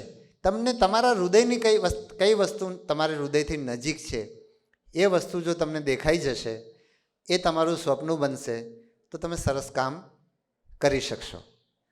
હવે આઈએએસ આઈપીએસ કેવી રીતે થવાનું, તો મેં આના આગળના કિસ્સાની અંદર તમને કીધું એ પ્રમાણે આત્મવિશ્વાસ રાખવાનો, ખૂબ બધી મહેનત કરવાની, સમજીને મહેનત કરવાની, ગોખીને નહીં. આપણી તેમ સમજ કેળવતા જઈએ તો આપણે આઈએએસની પરીક્ષામાં પાસ થઈએ કે ના થઈએ, એ સમજ આપણા માટે જીવનમાં કાયમ ને કાયમ કામ આવવાની છે. થઈએ તો પણ કામ આવે, ના થઈએ તો પણ કામ આવે. એટલે સમજીને શીખવાનું, મહેનત કરવાની. પણ ક્યારેક આપણે પણ માણસ છીએ કે આપણે જે રમકડું નથી ચાવીવાળું કે આમ ફેરવીએ એટલે રમકડું ચાલે જ. બરાબર. આપણે પણ માણસ છીએ. ક્યારેક મૂડ ના હોય, ક્યારેક ભણવાનું ના ગમે, ક્યારેક પરીક્ષામાં ઓછા ગુણ આવ્યા એના કારણે આપણે નિરાશ થઈ ગયા હોઈએ, ક્યારેક આપણા સાથીએ કંઈક કીધું અથવા આપણા કોઈ સાથી પાસે કોઈ વસ્તુ જોઈ જે આપણી પાસે નથી, એના કારણે પણ આપણે દુઃખી થઈ ગયા હોઈએ. એ દિવસે આપણે ના વાંચી શકીએ તો આપણે અપરાધ ભાવ કે મેં આવું શું કામ કર્યું એની જગ્યાએ મારે હવે વધારે વાંચવાનો પ્રયત્ન કરવાનો, વધારે તૈયારી કરવાનો પ્રયત્ન કરવાનો. તો આ બધી વસ્તુઓ ઉપર આપણે ધ્યાન રાખીએ તો આપણે સારી રીતે, મતલબ આપણે આઈએએસ આઈપીએસ અથવા જીવનમાં જે કંઈ પ્રાપ્ત કરવું હોય એ આપણે ચોક્કસ કરી શકીએ. પછી બીજા પ્રશ્ન છોકરાઓ નથી પૂછવાના એવું છે?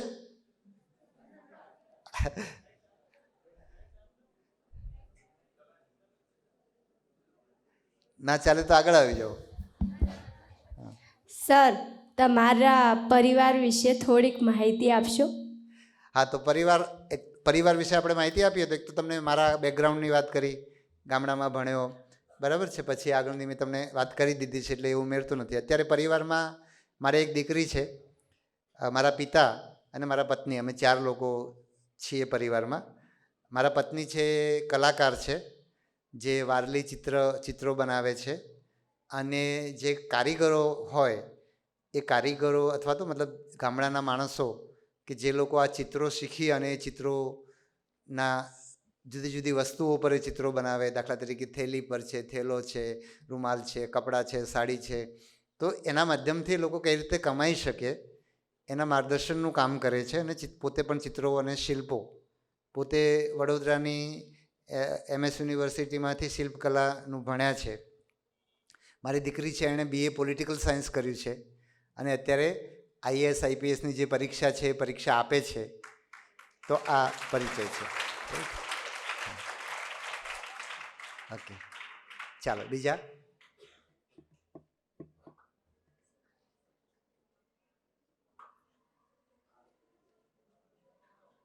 હા હા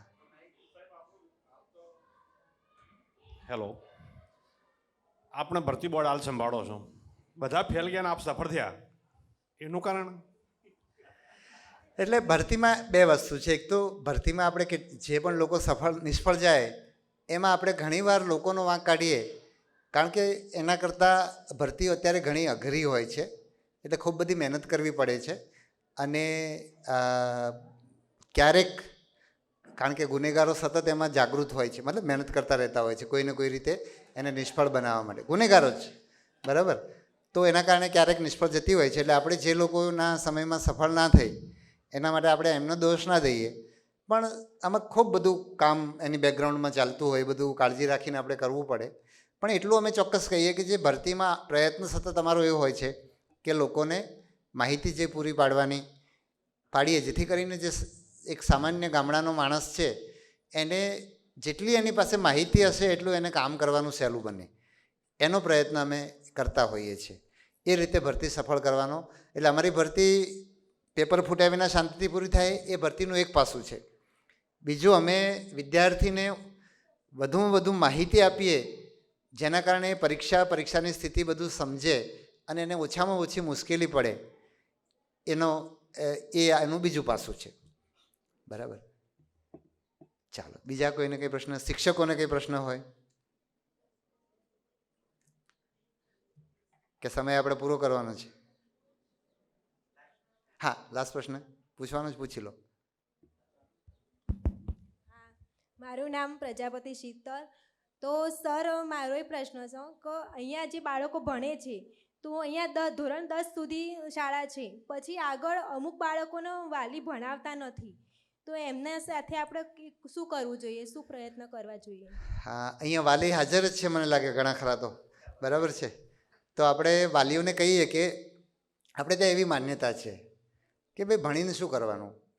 મારી જ વાત કરું તો મારા પિતા તો ડૉક્ટર હતા, એટલે આપણે ભણવાને નોકરી સાથે જોડતા હોઈએ છીએ, એની આ વાત છે. તો મારા પિતા તો ડૉક્ટર હતા, તો અમારા ગામના જે ખેડૂતોમાંથી કેટલાક લોકોએ, સુખી ખેડૂતો હતા, એ લોકોએ એવું નક્કી કર્યું કે અમારા બાળકોને માઉન્ટ આબુ અંગ્રેજી માધ્યમની શાળામાં ભણવા મોકલવા છે. અને એ જમાનામાં જ્યારે હું નાનો હતો ત્યારે એ માઉન્ટ આબુમાં ભણવાનો ખર્ચો 3000 રૂપિયા આવતો. ત્યારે બહુ મોંઘવારીનો સમય હતો, એટલે શિક્ષકનો પગાર મહિને 400-500 રૂપિયા હોય એ સમય હતો. તો મારા પિતાને મેં એ વખત એવું સાંભળતા કોઈએ કીધું ભાઈ તમારા છોકરાને નથી મોકલવો એમ. તો એમણે કીધું કે અત્યારે 3000 રૂપિયા ખર્ચવાના, આ છોકરો ભણીને જ્યારે પાસ થશે ત્યાં તો કેટલી બેકારી હશે, તો આટલો ખર્ચો શું કામ કરવાનો એમ. તો આવો અભિગમ બધા લોકોનો હોય છે કે ભાઈ અમારો છોકરો ભણશે તો પછી નોકરી થોડી મળે છે. તમે જુઓ છો 10 લાખ લોકો પરીક્ષા આપે છે, એમાંથી 10,000 લોકો અમે લેતા હોઈએ છીએ. તો બધાને એમ થાય કે આમાં નોકરી થોડી મળવાની છે, પણ આપણે નોકરી મેળવવા માટે ભણવાની વાત નથી, બરાબર છે.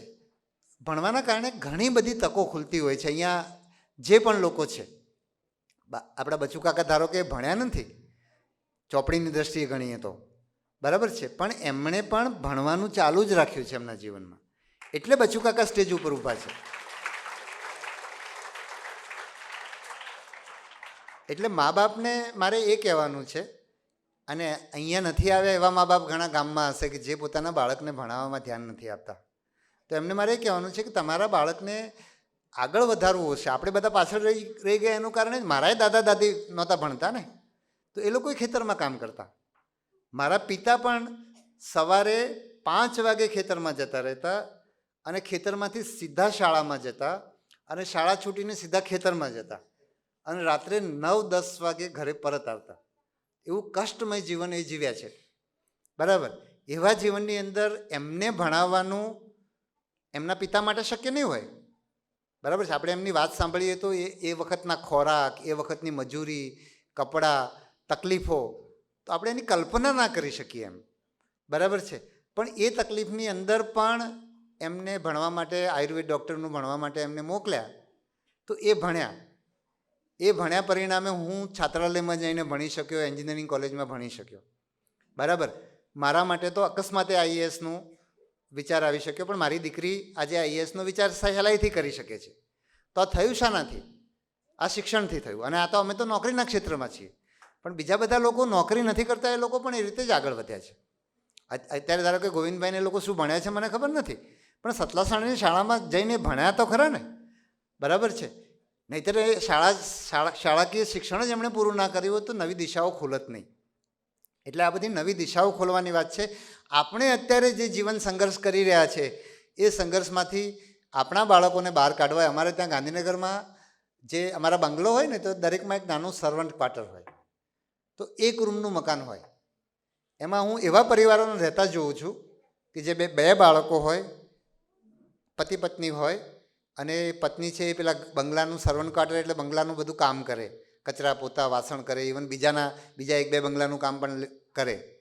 પણ એ એમના છોકરાઓ જે છે એ મેં એવા જોયા છે કે જે લોકો 6 લાખ, 8 લાખ, 5 લાખની નોકરી મેળવી લે છે.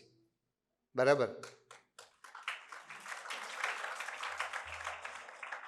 તમને એક અનુભવ કહું, 5-7 વર્ષ પહેલાંનો અનુભવ છે. એક દિવસ મારા ઘરે એક ભાઈ આવ્યા. તો મને કહે, સાહેબ હું તમારા ઘરથી 4થા ઘરે રહું છું સર્વન્ટ ક્વાર્ટરમાં, અને મારી વહુએ પીએસઆઈની પરીક્ષા આપી છે. ગઈકાલે એણે રનિંગનો ટેસ્ટ આપી દીધો છે અને હવે એને આગળની લેખિતની કે એવી પરીક્ષાની માર્ગદર્શન તમારે એને આપવાનું છે. બરાબર. તો તમારી પાસે મોકલું એમ. થોડી વારમાં 2 દીકરીઓ આવી મારી પાસે. એકે આટલા સુધી ઘૂમટો તાણેલો અને એની નણંદ હતી બીજી એની સાથે. બરાબર. તો વિચાર કરું હું કે એ છોકરી ગઈકાલે પોલીસની ભરતીની પરીક્ષા, રનિંગની પરીક્ષા આપીને પાસ થઈને આવી ગયેલી છે. બરાબર. એટલે ગઈકાલે એણે પેન્ટ પહેર્યું હશે દોડવા માટે, કંઈ સાડીને ઘૂમટો તાણીને તો નહીં જ દોડી હોય. બરાબર છે. એ છોકરી એ દિવસે ઘરમાં એના સસરાના ઘરે કામ કરતી હશે, ઘૂમટો તાણીને મારા ઘરે આવી છે. એ જ દીકરી લેખિત પરીક્ષા આપશે, પાસ થશે તો પેન્ટ શર્ટ પહેરીને રસ્તા ઉપર લોકોને રોકતી હશે. હવે આ શક્ય કેવી રીતે બન્યું? આ સસરા જે ઘરમાં આટલું બધું જૂનવાણીપણું છે, ઘૂમટો તાણવો પડે, એને પણ પોતાની પુત્રવધુ આગળ વધે એવી ભાવના એનામાં છે. બરાબર. તો આવા લોકો જ આગળ વધે છે.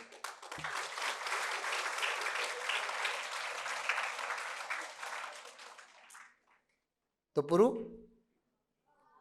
ચાલો, થેન્ક યુ.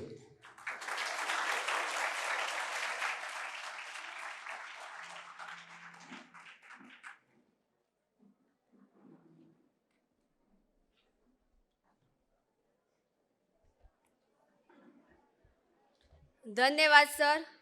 एक बार फिर से सर के लिए जोरदार तालियां हो जाए.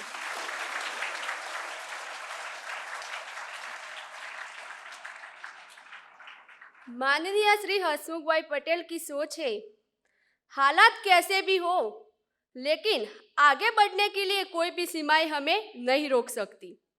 अगर हम आगे बढ़ना चाहते वो तो किसी को मदद करने के लिए पैसे या साधन की जरूरत नहीं, बल्कि मदद की भावना जरूर होनी चाहिए.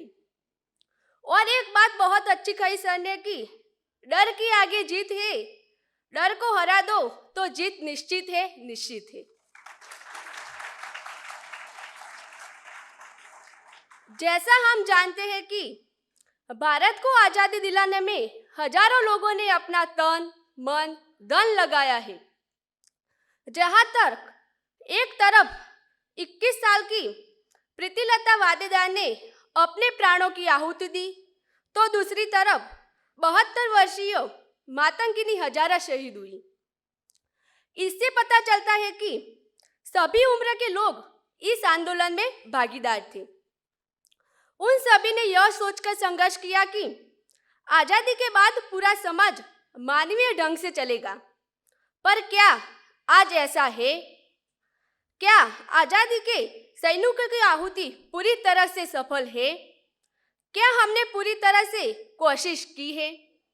इसके अनुरूप 7वीं कक्षा के बच्चे एक नाटिका लेकर आ रहे हैं, जिनके मार्गदर्शक शिक्षक है घनश्याम भाई गढ़वी।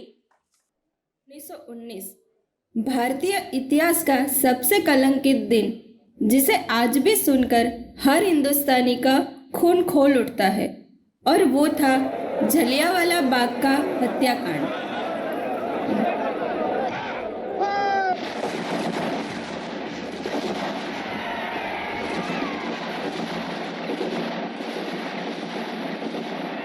जहां जनरल डायर के गोलियों से हजारों बेगुनाह हिंदुस्तानी भाइयों को मौत के घाट उतारा गया। इस घटना का 12 साल के मासूम भगत सिंह के जहन पर गहरा असर पड़ा। ऐसे ही कुछ वारदातों ने एक मामूली नौजवान भगत को क्रांतिवीर भगत सिंह बनाया। सन 1923 में भगत ने लाहौर का सुप्रसिद्ध नेशनल कॉलेज ज्वाइन किया और क्रांति की आग को नौजवानों में फैलाने के लिए भगत ने ड्रामेटिक सोसाइटी का सहारा लिया। और ऐसे ही एक परफॉर्मेंस के दौरान उनकी मुलाकात हुई बटुकेश्वर दत्त, राजगुरु और अन्य साथियों से, जिनके प्रांत और भाषा अलग थी, मगर उन सभी की ख्वाहिश एक थी, भारत देश की आज़ादी।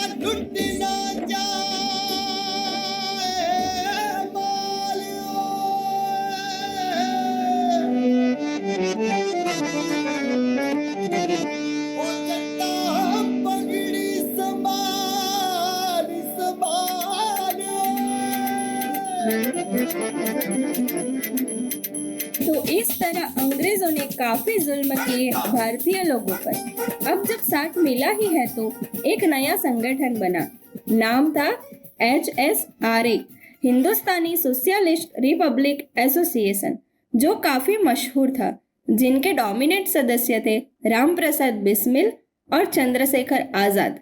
सन 1928 की एक सुबह जब भारत में साइमन कमीशन का नारा लगा तो पूरे देश में जमकर उसका विरोध हुआ। हिंदुस्तान की हवाओं में साइमन गो बैक के नारे गूंजने लगे। साइमन वापस जाओ, साइमन गो बैक। और ऐसे ही एक रैली में पुलिस ने पंजाब के केसरी लाला लजपत राय पर बेतहाशा लाठियां बरसाई और जिसमें लाला जी की मौत हुई। अरे आज का अखबार पढ़ा? क्या हुआ? अरे लाला जी को मार दिया है? लाला जी को मार दिया? हाँ लाला जी को मार दिया। अरे लाला जी को मार दिया। अरे मार दिया, लाला जी को मार दिया। भगत सिंह आज का अखबार पढ़ो, हमारे लाला जी अब नहीं रहे, मार दिया उन कमीनों ने। भगत अब हम क्या करें? यूं ही हाथ पे हाथ धरे बैठे रहना है? करना वही है जो लाला हरदयाल ने सिखाया था, जो कतार सिंह सराभा ने कहा था। मतलब वही, आग के बदले आग, हाथ के बदले हाथ और जान के बदले जान। 17 दिसंबर 1928 की एक बेहद ठंडी रात को भगत सिंह और उनके साथी लाहौर के जिला पुलिस मुख्यालय पर टूट पड़े कयामत बनकर। कौन है? किसने गोली मारी? कौन था वो? अरे कौन है? किसने गोली मारी? पुलिस ने लाहौर के चप्पे चप्पे में इन नौजवानों के लिए जाल बिछाया, हर एंट्री और एग्जिट पॉइंट को सील किया और तब भगत सिंह और उनके साथी लाहौर से निकलकर हावड़ा पहुंचे। अब भगत सिंह ने विचारों को घर घर तक पहुंचाने की ठान ली थी और जिसके लिए एक बहुत बड़े कारनामे की जरूरत थी। भगत सिंह और उनके साथियों ने सेंट्रल असेंबली में स्पेशल सेशन के दौरान बॉम्ब गिराया और पूरे देश को नया नारा दिया, इनकलाब जिंदाबाद, लॉन्ग लिव रिवॉल्यूशन।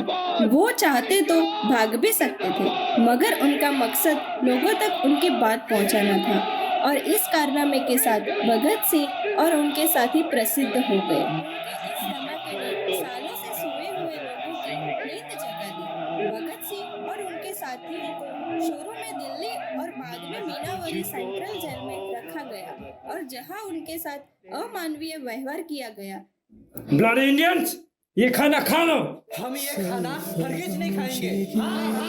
हम ये खाना हरगिज नहीं खाएंगे। आधे सीमेंट और आधे नमक वाला खाना अपने वाइस रॉय को खिलाओ। हम ये जुल्म बर्दाश्त नहीं कर सकते। हमें हमारा अधिकार चाहिए। हमें अच्छा खाना, कपड़े, पढ़ने के लिए किताबें और इज्जत की रोटी चाहिए। और जब तक हमें हमारा अधिकार नहीं मिलता तब तक हम भूख हड़ताल करेंगे। और उन्होंने खाना न खाने की कसम ली।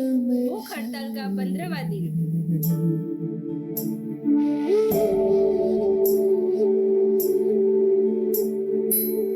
सरफरोशी की तमन्ना अब हमारे दिल में है, देखना है जोर कितना बाजुए कातिल में है।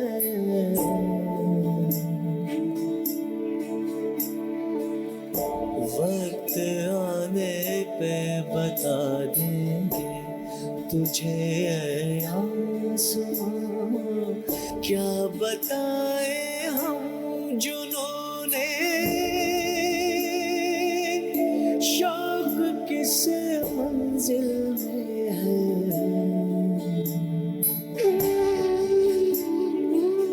सरफरोशी की तमन्ना अब हमारे दिल में है।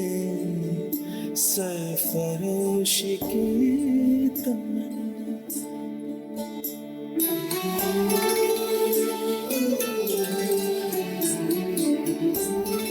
जहां कभी सूर्य का अस्त नहीं होता था, ऐसी विशाल ब्रिटिश हुकूमत 20-25 साल के नौजवानों के आगे झुक गई और उनकी मांगे सारी पूरी हुई।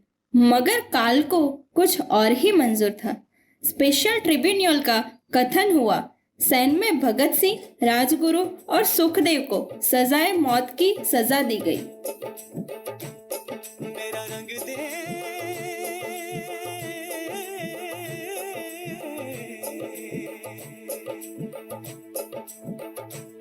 मेरा रंग दे बसंती चोला, माए रंग दे, मेरा रंग दे बसंती चोला, माए रंग दे, मेरा रंग दे बसंती चोला, रंग दे, रंग दे, रंग दे बसंती चोला, माए रंग दे।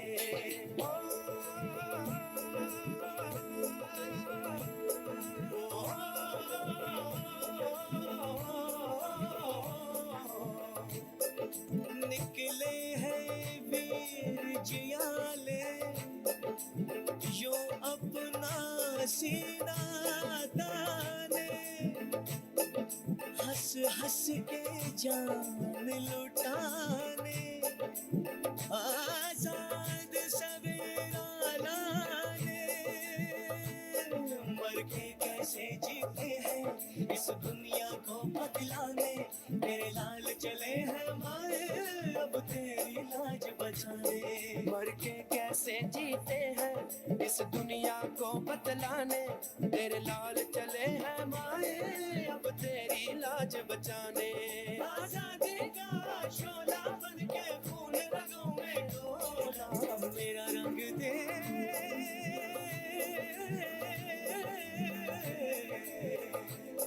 मेरा रंग दे बसंती चोला, रंग दे, रंग दे, रंग दे बसंती चोला, माए रंग दे, मेरा रंग दे बसंती चोला, रंग दे, रंग दे बसंती चोला, माए रंग दे। सोचो वो क्या मंजर होगा जब सर पे सहरा बांधने की उम्र में 20-25 साल के नौजवानों को फांसी पर लटका दिया गया। भगत सिंह, राजगुरु और सुखदेव को एक दिन पहले ही फांसी के फंदे पर लटका दिया गया और सेंध बनाकर जेल से बाहर निकाल के सतलुज नदी के किनारे जला दिया गया।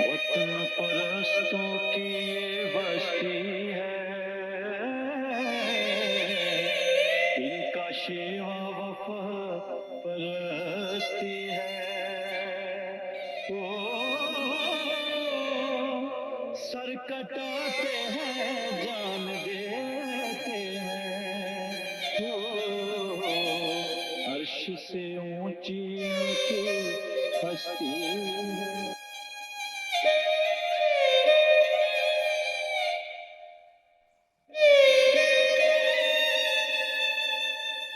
भगत सिंह, राजगुरु, चंद्रशेखर आजाद, अशफाक उल्लाह खान, राम प्रसाद बिस्मिल जैसे कई स्वतंत्रता सेनानियों ने अपने जीवन का बलिदान देकर 15 अगस्त 1947 में हमारे देश को अंग्रेजों की गुलामी से आजादी दिलाई।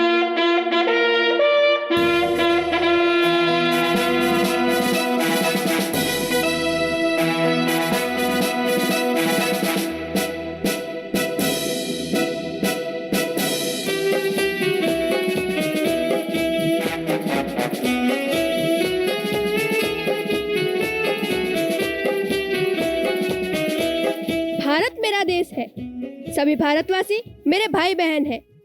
मुझे अपने देश से बहुत प्यार है और इसकी समृद्धि तथा बहुविध परंपरा पर मुझे गर्व है।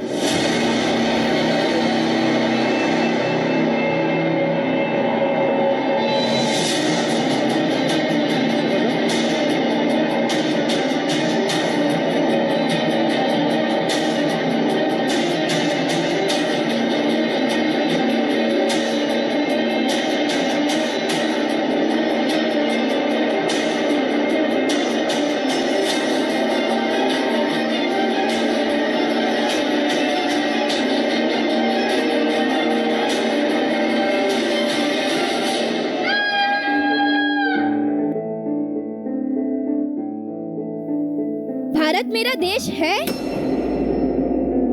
सभी भारतवासी मेरे भाई बहन हैं। मुझे अपने देश से प्यार है। भारत देश में हर साल 50,000 से भी ज्यादा बलात्कार के केस दर्ज होते हैं। हमारी बहन बेटियां अपने आप को असुरक्षित महसूस करती है। वैसे तो हमारा मन भी आजाद है, पर उस आजाद मन पर भी कोई राज कर रहा है और उसके चलते फूल सी कोमल बच्चियों को पैरों तले कुचल देते हैं। क्या हम कानून मात से आजाद हैं? हम सब भौतिकवाद के जाल में भी ऐसे फंस गए हैं कि उसमें से निकलना हमें बहुत मुश्किल लग रहा है। जैसे कि हम मॉल में जाते हैं तब बिन जरूरत की चीजें खरीद लेते हैं। हमें क्या चाहिए वो हम तय नहीं करते, वो तय करते हैं बड़े मॉल और एडवर्टाइज वाले। किसी की नई गाड़ी देख के हमारे घर में झगड़े होते हैं, किसी का महल देख के हमें हमारे घर में असुविधा महसूस होती है, और उसका कारण है दिखावा और सुख की आस में शरीर के भोग। पर यह सुख नहीं है, सिर्फ सुविधा है, और यह सुविधा प्राप्त करने के लिए हम मान मर्यादा, ईमानदारी, सत्यता को छोड़ के चोरी, लूटपाट, मारकाट की अग्नि में कूद पड़े हैं, और उसी अग्नि की लपटों से देश और दुनिया जल रही है। सुविधाओं के पीछे हमारी ऐसी दौड़ है कि हम संबंधों के निर्वाह की जगह उसके उपयोग, अरे उपयोग छोड़िए, हम शोषण कर रहे हैं। तो क्या हम भोगोन्माद से आजाद है? तो क्या हम हकीकत में आजाद है? जो देश हमें प्राप्त हुआ है उसी देश का तो हम विनाश कर रहे हैं, पृथ्वी को प्रदूषित कर रहे, वातावरण को घुट घुट कर मार रहे, अमृत जैसी नदियों को विषैली बना रहे, जिसे कई रोग हो रहे, हमारा स्वास्थ्य और शरीर अस्वस्थ हो रहे हैं। हम भोजन के हर निवाले के साथ विष ग्रहण कर रहे हैं, और ये विष बनने की वजह सिर्फ और सिर्फ लोभ और लोभ है। ज्यादा पैसे कमाने के लिए खेत में यूरिया आदि केमिकल के प्रयोग से अनाज और फल फूल को विष युक्त बना रहे हैं, जिसे हमारे देश बांधवों का स्वास्थ्य खराब हो रहा है। लोभनमाद की गुलामी में ऐसे फंसे हैं कि पानी भी बेच रहे हैं। हमारे बड़े बड़े खिलाड़ी, फिल्म सितारे जुआ सिखा रहे हैं। क्या हम लोभनमाद से आजाद हैं? क्या हम भोगोन्माद से आजाद है? क्या हम कामोन्माद से आजाद है?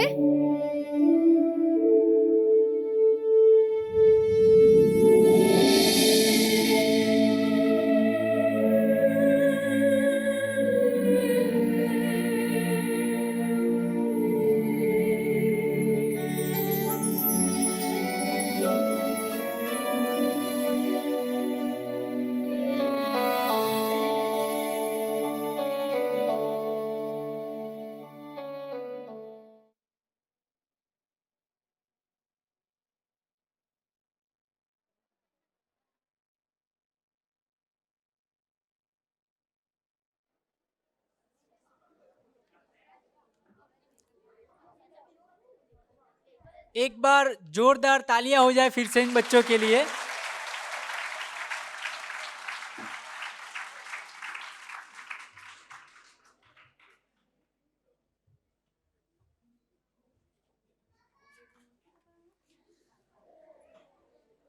सरफरोशी की तमन्ना अब हमारे दिल में है, देखना है जोर कितना बाजुए कातिल में है।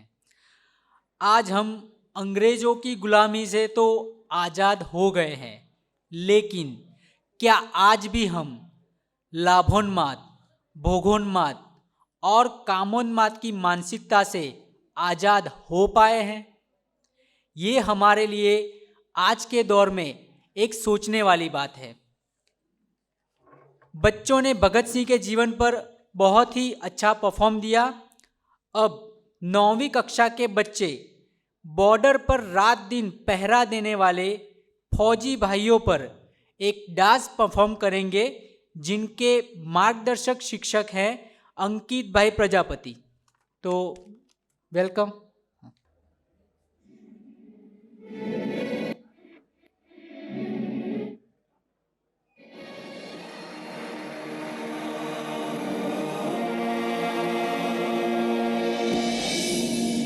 फर्ज अपना हम निभाने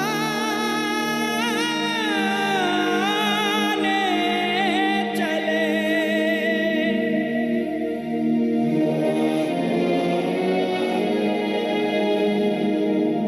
कर्ज अपनी ज़मीं का चुकाने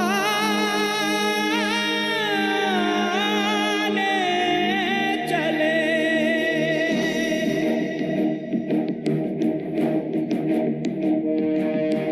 वंदे मातरम, वंदे मातरम, वंदे मातरम माँ। वंदे मातरम, वंदे मातरम, वंदे मातरम माँ। वंदे मातरम, वंदे मातरम, वंदे मातरम माँ। वंदे मातरम, वंदे मातरम, वंदे मातरम माँ।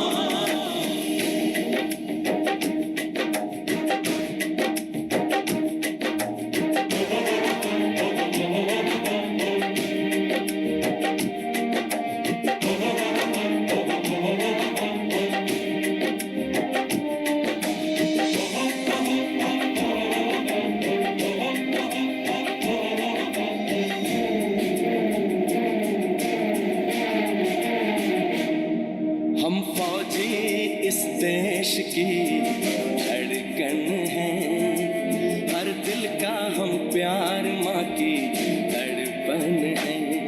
हम फौजी इस देश की धड़कन हैं, हर दिल का हम प्यार माँ की धड़पन हैं।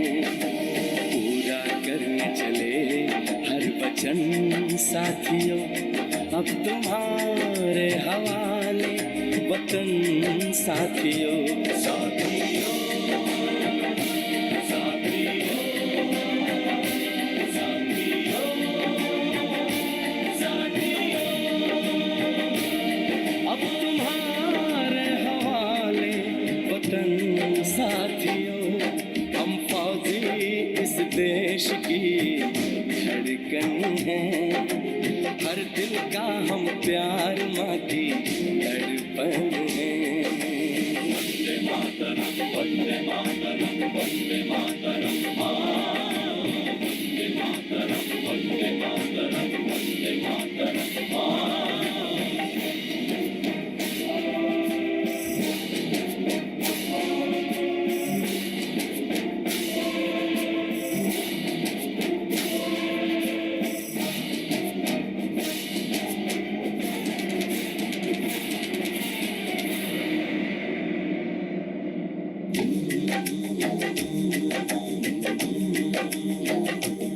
टूटने ना दो भारत का विश्वास तुम, जीत की लेके दिल में बढ़ो प्यास तुम। अपने खून से लिखो अपना इतिहास तुम।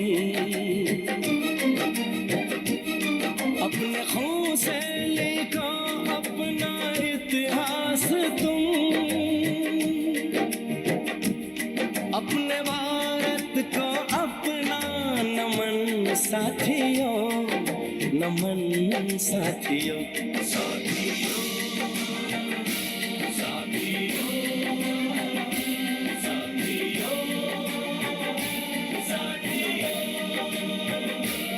अब तुम्हारे हवाले वतन साथियों हम फौजी इस देश की धड़कन हैं हर दिल का हम प्यार माँ की धड़पन है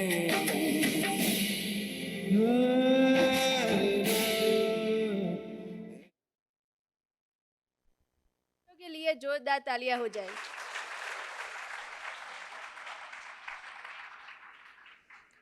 आज हम युद्ध को युद्ध से, भय को भय से रोकने की कोशिश कर रहे हैं, लेकिन आज भी हमारा सपना वसुदेव कुटुंबकम यानी पूरा विश्व एक परिवार हो, ना कोई सीमाएं हो, ना कोई लड़ाई हो, ना कोई युद्ध हो। और इसी सोच के साथ हम सब आगे बढ़े और समझदार बने, ऐसी ही शुभकामनाओं के साथ अब मैं नवदीप विद्या मंदिर के शिक्षक निमायक प्रोफेसर पारस कालरिया जी से विनती करती हूँ कि वो आए और मेहमानों की उपस्थिति के लिए आभार व्यक्त करें। सर।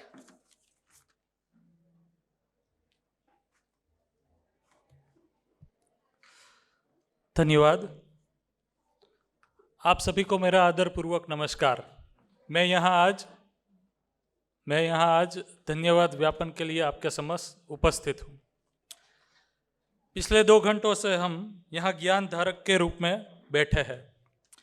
इसका कारण हमारे प्रमुख अतिथि श्री हसमुख भाई पटेल जी के प्रभावशाली भाषण एवं उनकी सरलता, ईमानदारी एवं निष्ठान्वित जीवन शैली है, उनसे हम आकर्षित हुए हैं। हमें यह स्पष्ट दिखता है कि जिन पद पे वो विराजमान है, आज उन्होंने उसको शोभायमान किया है। ऐसे प्रतिभा संपन्न व्यक्ति को हमारे पास आप आ पाए, उसके लिए अवसर प्रदान कर पाए, ऐसा संयोजक श्री सुरेश भाई पटेल और समर्थ परिवार के सभी उपस्थित अनुपस्थित सभ्यों का मैं तहे दिल से स्वागत और अभिवादन करता हूं। साथ ही हमारी शाला की पूर्व कारोबारी और वर्तमान कारोबारी समिति के सभी उपस्थित सदस्यों का मैं आभार व्यक्त करता हूं। मैं इनको आज भी शाला के नींव के पत्थर के समान देखता हूं। साथ ही जिनकी वजह से कार्यक्रम खूबसूरत हुआ, वैसे सभी शिक्षकगण, प्रधानाचार्य और सांस्कृतिक कार्यक्रम तैयार कराने वाले सभी अध्यापक गण का मैं दिल से आभार व्यक्त करता हूं। इतनी बड़ी संख्या में उपस्थित होकर जिन्होंने कार्यक्रम को सफल और ऊर्जावान बनाया, वैसे विद्यार्थी और वालीगण को हम कैसे भूल सकते हैं। मैं उनको भी तहे दिल से आभार व्यक्त करता हूं।